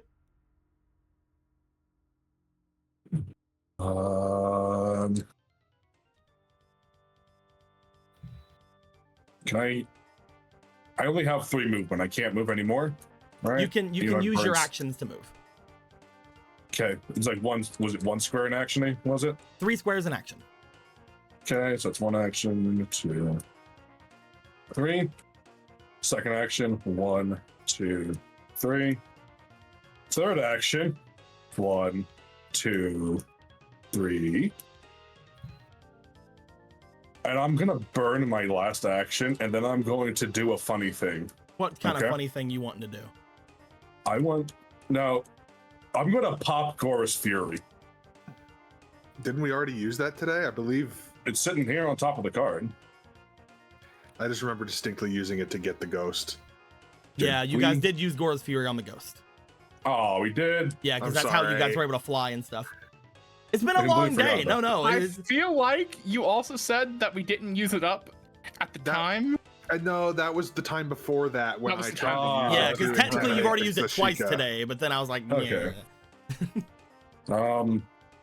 Okay, then I'm not gonna, because I was about to burn all 4 and shockwave the shit out of both of them. Sorry. That's not gonna happen now. I'm actually gonna rescind. Can I rescind the movement? Yeah, good. Like here.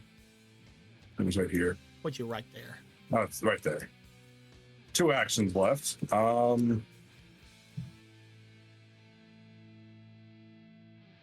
Going to go with You can do 1 movement. yeah. Trying to You are Stop right in this front of him. stop the Sheikah. I'm gonna try and beat the shit out of him now. You have 1 attack. I do, but I also have smite. You do have smite. Striking any form, you may choose use search ability X to D4 holy damage to someone, which can stack. Okay, so 1. I must take damage if it's beyond my spirit, which is currently 3. We use some of his health. So I'm going to. Remember to keep these where they are so we know where they all go. Yep, I do.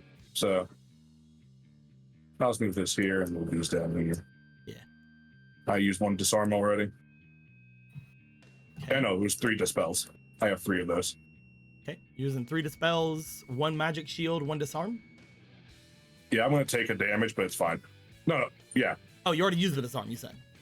Yeah, I already took the disarm. Okay, so it's fine. 4. Yeah. You will take damage. I'll take a damage, yes. You will take 1 heart of damage. Mm-hmm. Go ahead and go for the attack. This is a Sheikah.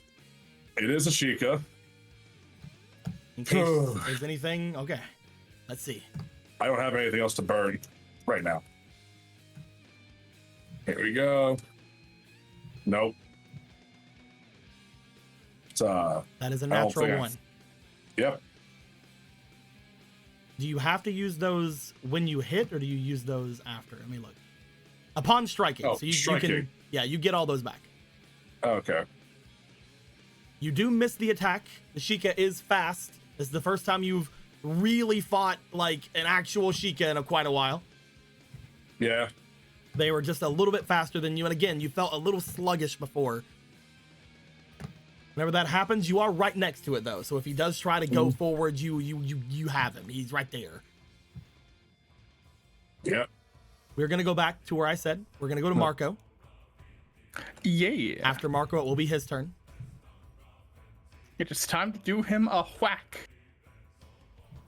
Because that is what the Marco do.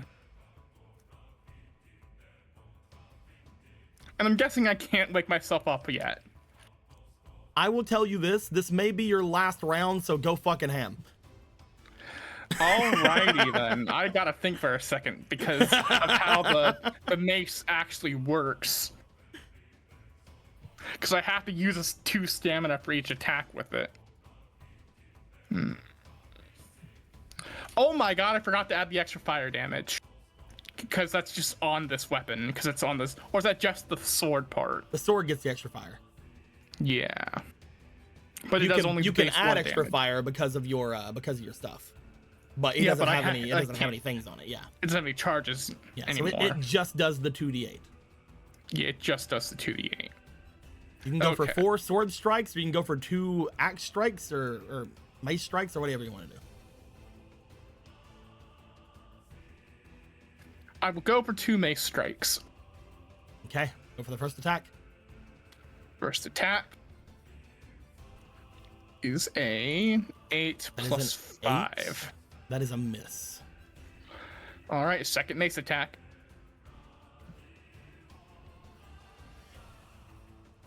11, so 16. 16 is still a miss. I'm sorry. Do you have anything else you want to do? The mace will become a sword, as I will now use my dungeon actions to do 2 attacks. Go for it. It may not do as much, but it's still a d6 of fire. Second one. It is unfortunate. Come on, one of these has got to hit. Come on, man. 11 plus 7, 18. 18 just hits. All right, he has lowered AC because he's missing an arm, literally. He is disarmed. Okay, and then I can't do scheming. I can't add scheming strike damage because wait a minute, is having an arm missing an arm technically a debuff? It's a debuff for Jin, probably. I'm gonna say you get fleeting strike. I'm gonna say you get scheming strike. All right, so it will do the base 1 damage of the thing, plus a d6 of fire damage, plus a d4 of that damage. All right. So 1 plus whatever this is. If missing an arm is not a debuff, what the fuck is? That is 6 damage altogether. 6 damage altogether. Fuck. As you do strike into him for 6 more damage, he looks to you as he does. Wait. No, I get it. You almost had me with him. I understand now. It'll go to his turn. He warned you. I just have to take back this. As he puts his hand atop you, he is going to attempt to control you with the curse. Dungeon action. What's your dungeon action in? I want to move as close to Marco as I can. You have 3 movement. That is, I think that's 4. 1, 2. No, you're there. Yeah. I don't have squares. I don't know, but I gotta try. So my base, Can I? I'm telling you now, spell curse is my main ability here, and it's within 6 squares. So I guess go off of that. You can attempt to move that curse into something else. He wants to pull it out. He wants to fuck with it, so let's fuck with it. I want to push it onto him. I will let you know, because you would know this. He is the one who made this curse. So he would be better at. Put it on his fucking. I want to rebound it to the Sheikah. Okay. Roll me spirit. Oh man, I gotta put my hands up for the fucking spirit bomb or some shit. I need something to burn. Fuck. There are so many spirit checks this game. Yeah, there is. This is no longer useful. Yeah, thank you. Come on. I can't Gorthos myself. It doesn't work that way. I know I'm already awesome. You have 1 fleeting. I can't. No more stalling. No. I'm trying to re-gifted strength because I just realized, can I use that on me? No, it's only 1 Dorito. Never mind. Fuck. It's a 9. You have 1 more. You have 1 more roll though. 1 more roll. I should have given gifted strength another fucking Dorito. 9. You will move the curse. However, upon you moving the curse, this man's will not go down because he will note of you moving the curse. He will then not do what he was about to do to Marco, which is basically knock him out with it. You Marco, can't knock me out. I'm already knocked out. Marco, roll me for your resistance. Sure thing. See if you wake up. Please let me wake Marco. up. Please let me wake up so I can do the funniest thing in the world. Please, fuck me. Marco, as soon as the curse is taken Gorthos. from you, this is good. Even though it is about to look bad, it is good. You will collapse. The curse was what was basically allowing you to fight, but this is better than what he was going to do, which was try to control you through the curse. Wake up, wake up, wake up, wake up, wake up, wake up, wake up. It's the opposite of the fucking... Go to sleep, go to sleep. Yeah. As he will then do the consumes. First consume will Consume go on to me, Matilda. Daddy. As he looks to Matilda and goes for a consume. I have no more apples to throw. Matilda is going to roll for resistance.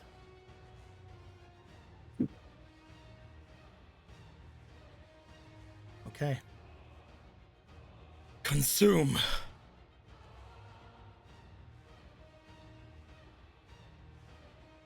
He then motions over toward where you are, Gorthos. Lightning! Putting one hand forward, he is going to attempt to strike you with a lightning bolt. I can't use my magic spells unless I'm in a mage body. You are going to take, unfortunately, it could be really low, but it could also be very high. You're going to take a D12 of damage. Oh, please don't be a D12. You take 10. So that's That funny. is what you have. Because I can't use my reactions unless I'm in a mage body, which is the big fucking drawback of Gorthos. Gorthos, you get struck with a lightning spell coming from Matilda's magic. Ronan and Polo, you see Gorthos hold their sword aloft and attempt to take this in. However, for theatrics, as Gorthos is trying to fight against the lightning, he is struck from behind by the Sheikah. And Gorthos is taken down. Matilda looks as if they start to wake up. Gorthos? No. Back to sleep. He looks over to you, Gorthos, as you are not unconscious. You are just out. You are at 0 health. Commission. You can still see him. You can still hear him. You are a skeleton. You don't go unconscious. Yeah, I don't sleep. I don't dream. I just am. He looks over to her. I believe I warned you, didn't I, Gorthos? That if you didn't allow me to do what I wanted, I would break her. He puts the medallion forward toward Matilda. I want to I try I have something. What do you want to do? If you'll let me. What do you want to do? What does Ronan want I to want say? to use Rid of the Mortal Goddess on Gorthos to give him a D4 of healing. You can do that. To try to keep him up. You can do that. Roll me the D4. What are you gonna get, Gorthos? Even if I have 1 heart, I think I'll have enough to pull off something, maybe. Oh, Yeah, max. 4. Cool. You get 4 hearts. This is not gonna stop what he's doing. I know that's not going to stop what he's doing. I want to. Can I? I never. Yeah, go. What's up, Squeaky? I was gonna ask if Ronan has the reaction to play a quick doot loot song. Can I light arrow? Sure. Yeah. Can I light arrow? I'm gonna the say coin? as Ronan's like calling out like trying to invoke your ring to like do this, and it does work. You just like hang on to the back of Ronan. You steady yourself. You get the light arrow ready. Let's fucking go. Alrighty. Okay, Roll me the hold attack. on. He has 18. Is his AC? You guys know this. Yeah. You really This get might- advantage because who the fuck is expecting that? He's turned around. He can't predict it. I have only one more gun. I'm trying my best here, man. I don't Yeah, have I hear another you. I hear option. you. I hear you. I don't. Hey. Come on. Alright, we got. This fucking casual. There's just like it's not. Here's the thing. She's not aiming. She's aiming mostly for the coin. If she can get the coin out of his hand, and maybe even break it with the light arrow, then A medallion shattering, huh? Mm. it might not be possible. But the point is to get it out of his hand. All right. So let Fuck him me. up. All right. Come on. Out of the fucking way. And League of Legends. You invoke 11. the Dark name. 13, 14, 15, 16, 17, 18, 19. Oh, You hit him. You said you're attacking the medallion. Yeah, I'm mostly aiming for the medallion to get it out of him because that's the bad juju. objects have AC. Polo. You're wanting to destroy it? You hear a voice in your Anything- head. Anything to stop him. Understood. Take everything. Alrighty. I don't know what that means, but I hope it's okay. Polo. Hmm? You pull back with your Nito bow that can fucking murder people. Yeah, I its can. string. The what do you call it again? The bellwether? The bellwether. Yeah, because that's a little ding-a-ling-a-ling-a-ling. With the ding-a-ling-a-ling, you pull back. You feel the normal sensation of the light arrow you've used for so many times with Shephos. However, Gorthos and Ronan, both of you feel an extreme heat from it as well. Gorthos looking up, it almost looks like everyone up there is enveloped in an actual sun.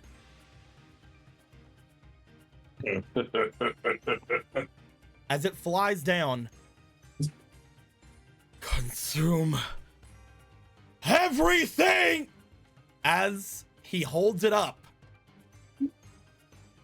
the light arrow strikes. Nice job, idiot. Moron. Just fucking, oh, cool, wonderful. It's so easy to hit now. Thank you. Cheerio. It's a Cheerio now. Fuck. Pull. As you strike it. It's fucking go time.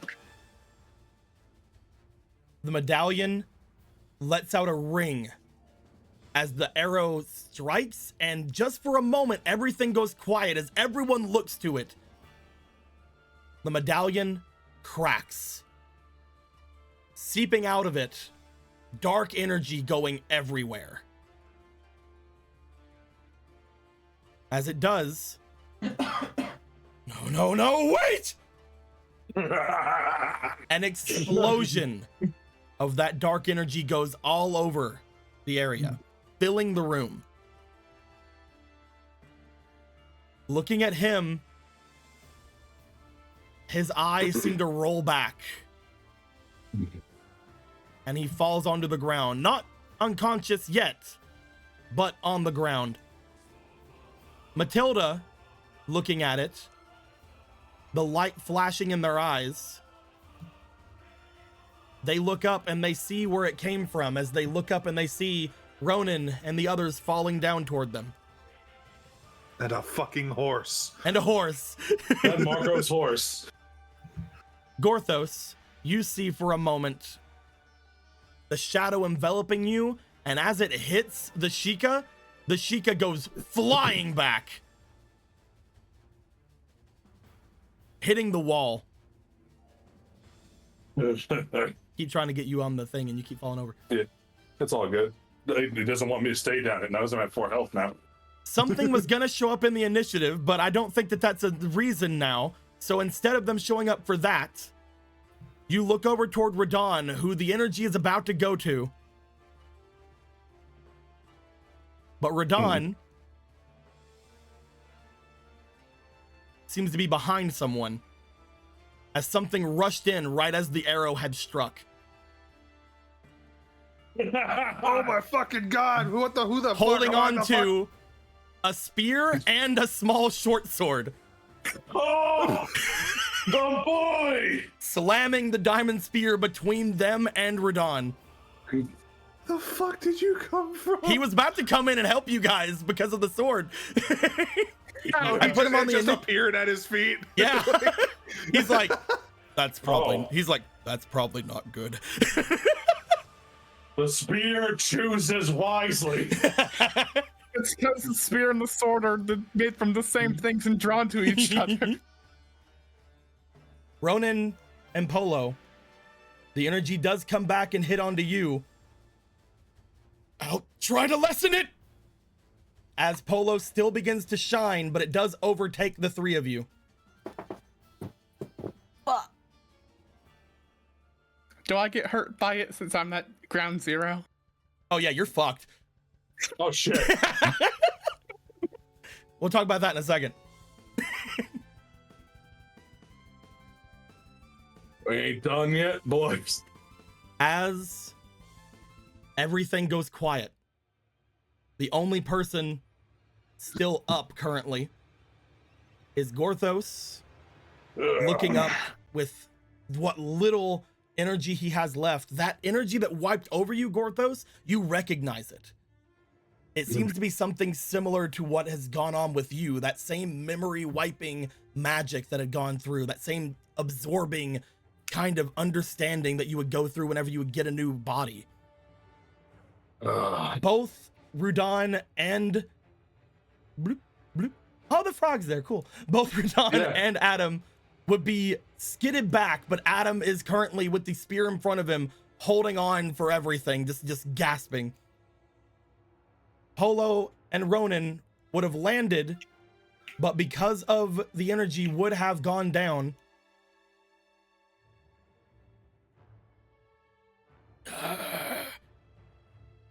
You idiots.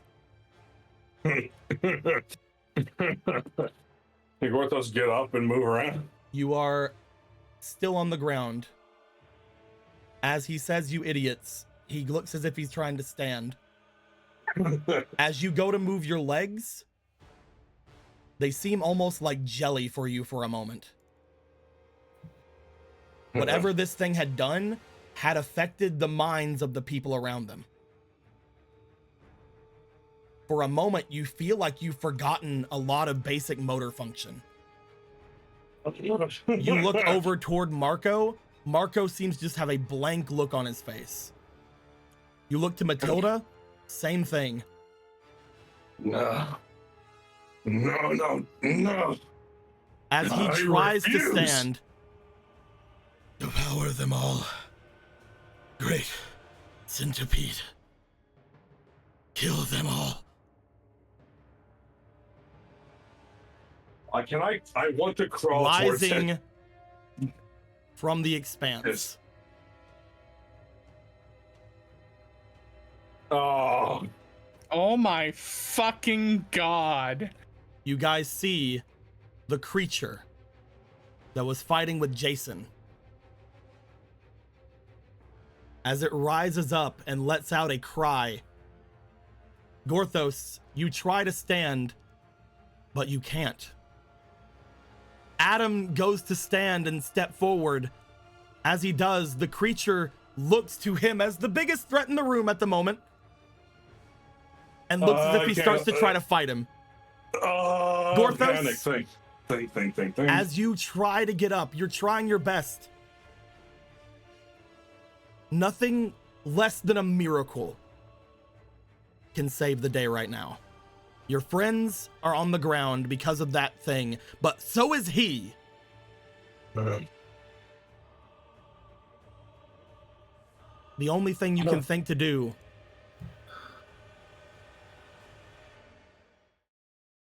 is maybe ask for help. You feel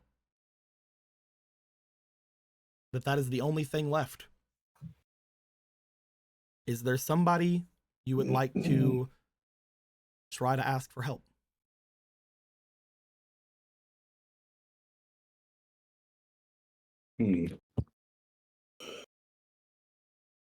Help. Need help. Who to help? Us, we to help. Us. We need us. I think the first thought would probably be Zelda. Who else does he call for help?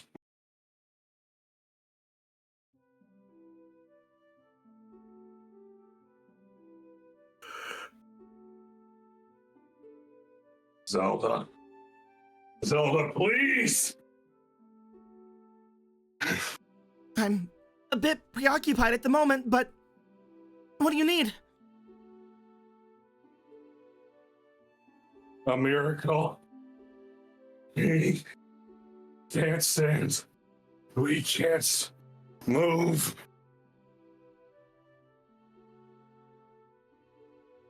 It's already that time then.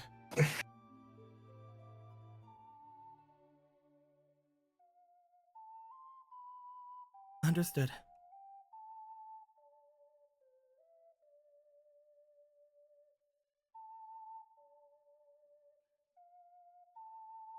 There's a flash in the room. You hear a clink behind you as everything in the area goes quiet. Standing up, using the Master Sword to help them, Jason stands.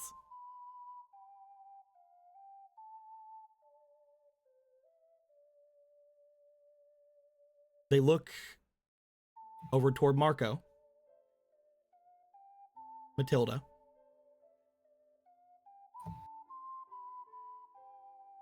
as they seem to have their eyes go wide for a moment. Oh.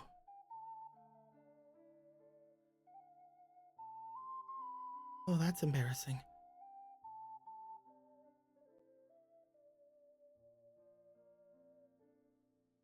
They seem to have thought about something. They step forward.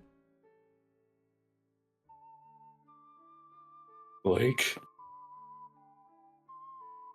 She looks over towards you, Gorthos.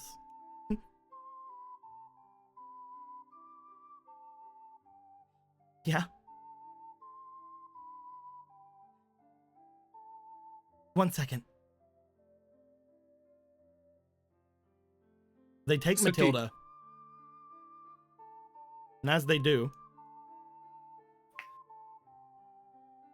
they back toward the expanse. Everything will make sense.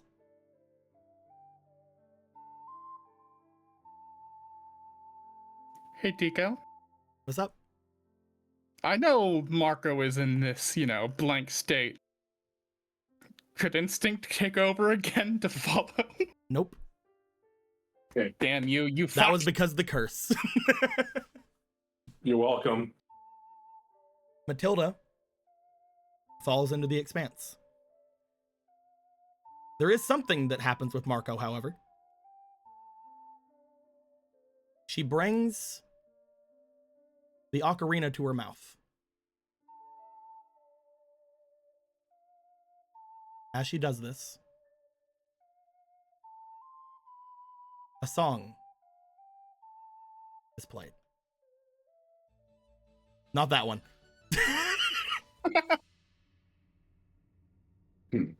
You guys hear that same haunting melody, that sad song that came from the sounds that Ronan wanted to listen to, wanted to learn, that new song.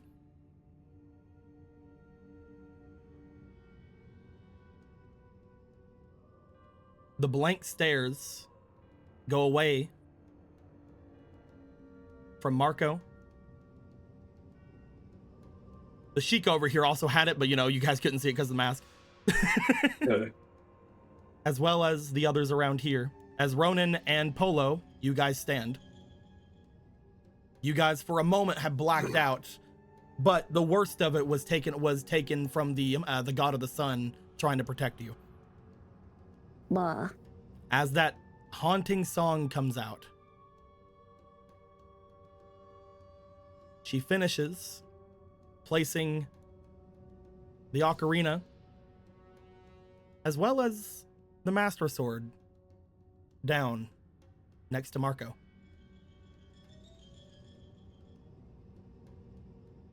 The centipede stares at her, seemingly being done with Adam. Adam looking like he's still on his feet, ready to fight it, but is looking somewhat injured from the brief fight they had. She looks to the centipede, pulls out the gold sword. Follow me. Link, no! Jason! She jumps in. The centipede striking down, attempting to grab her in its jaw.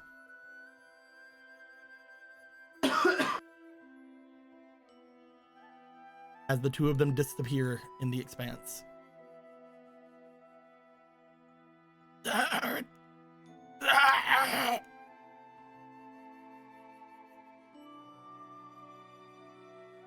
You didn't get to say goodbye again.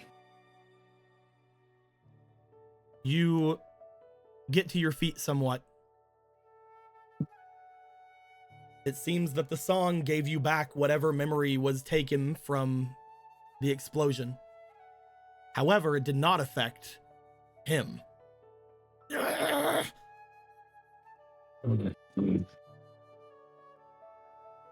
As you start going after him, he will, seeing no other option, before you would get to him, roll into the expanse. What do I need to do to grab him? You would have been about here by the time he decided to do that. I am going to find you. And I'm gonna turn your corpse into a dagger so I can stab your master in its skull again. You wretch! As he disappears.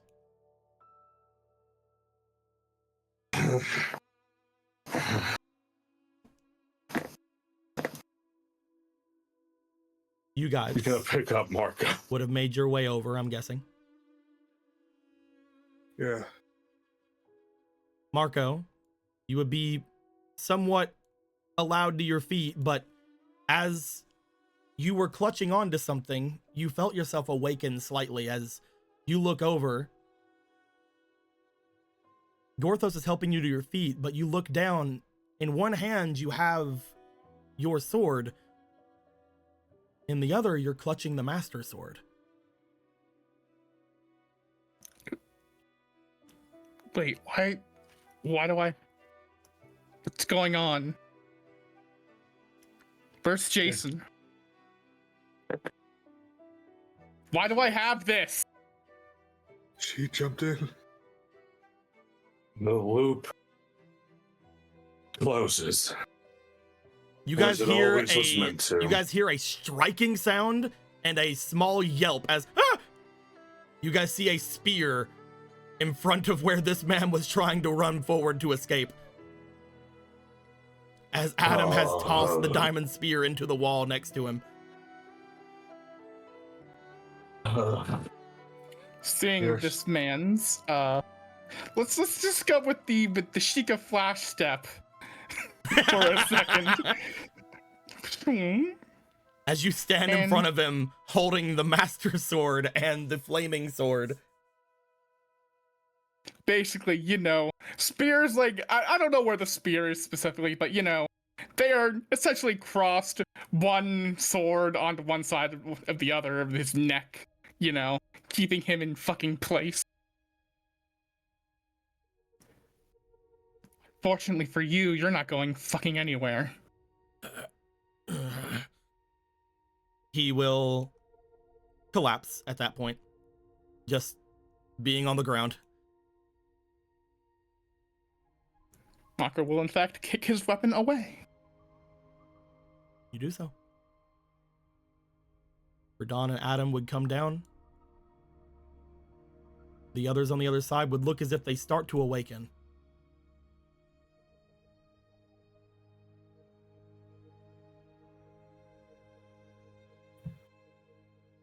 Ronan will see that and make his way over to Obra.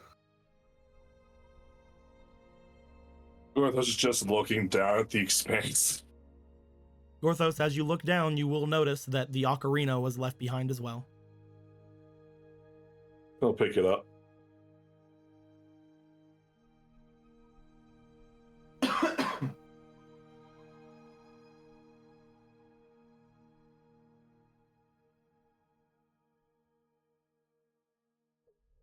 As Ronan, you make your way to Obra.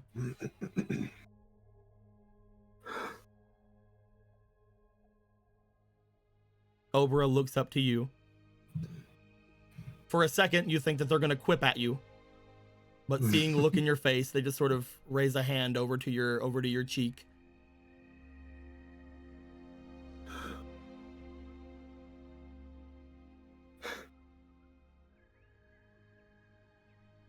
He will hug her. He's kind of lost for words right now.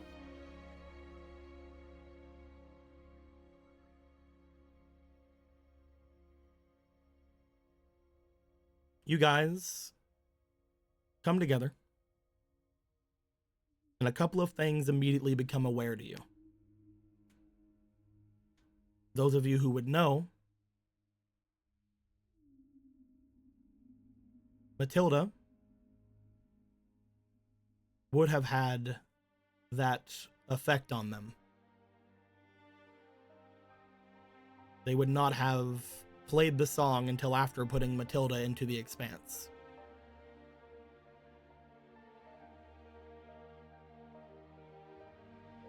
They would be going somewhere, who knows where. But you at least know where one of them ended up.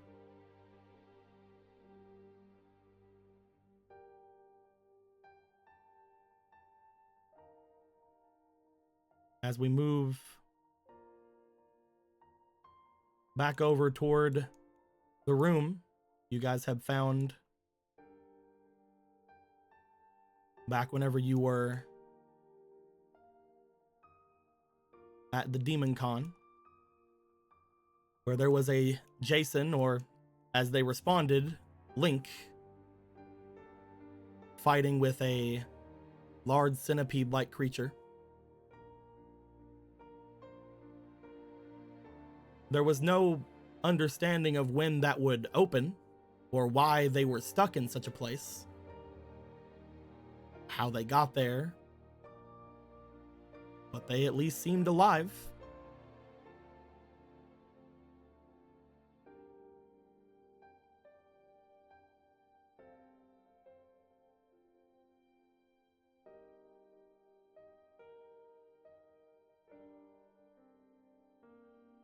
Waking up, all of the mages will have a shocked look on their face, because after a while, it would look, to everyone's horror, that the expanse was receding. I don't think Gorthos has stopped staring at this thing since this all happened. It looks as if the entirety of it is dispersing, becoming completely inert, as if it has fulfilled its purpose.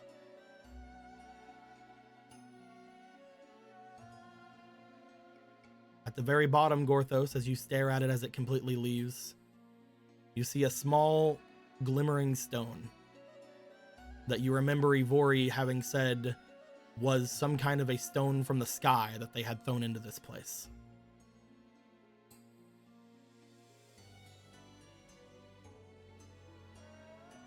Next time,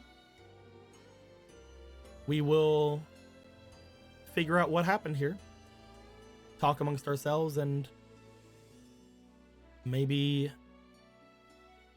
understand what exactly has gone down.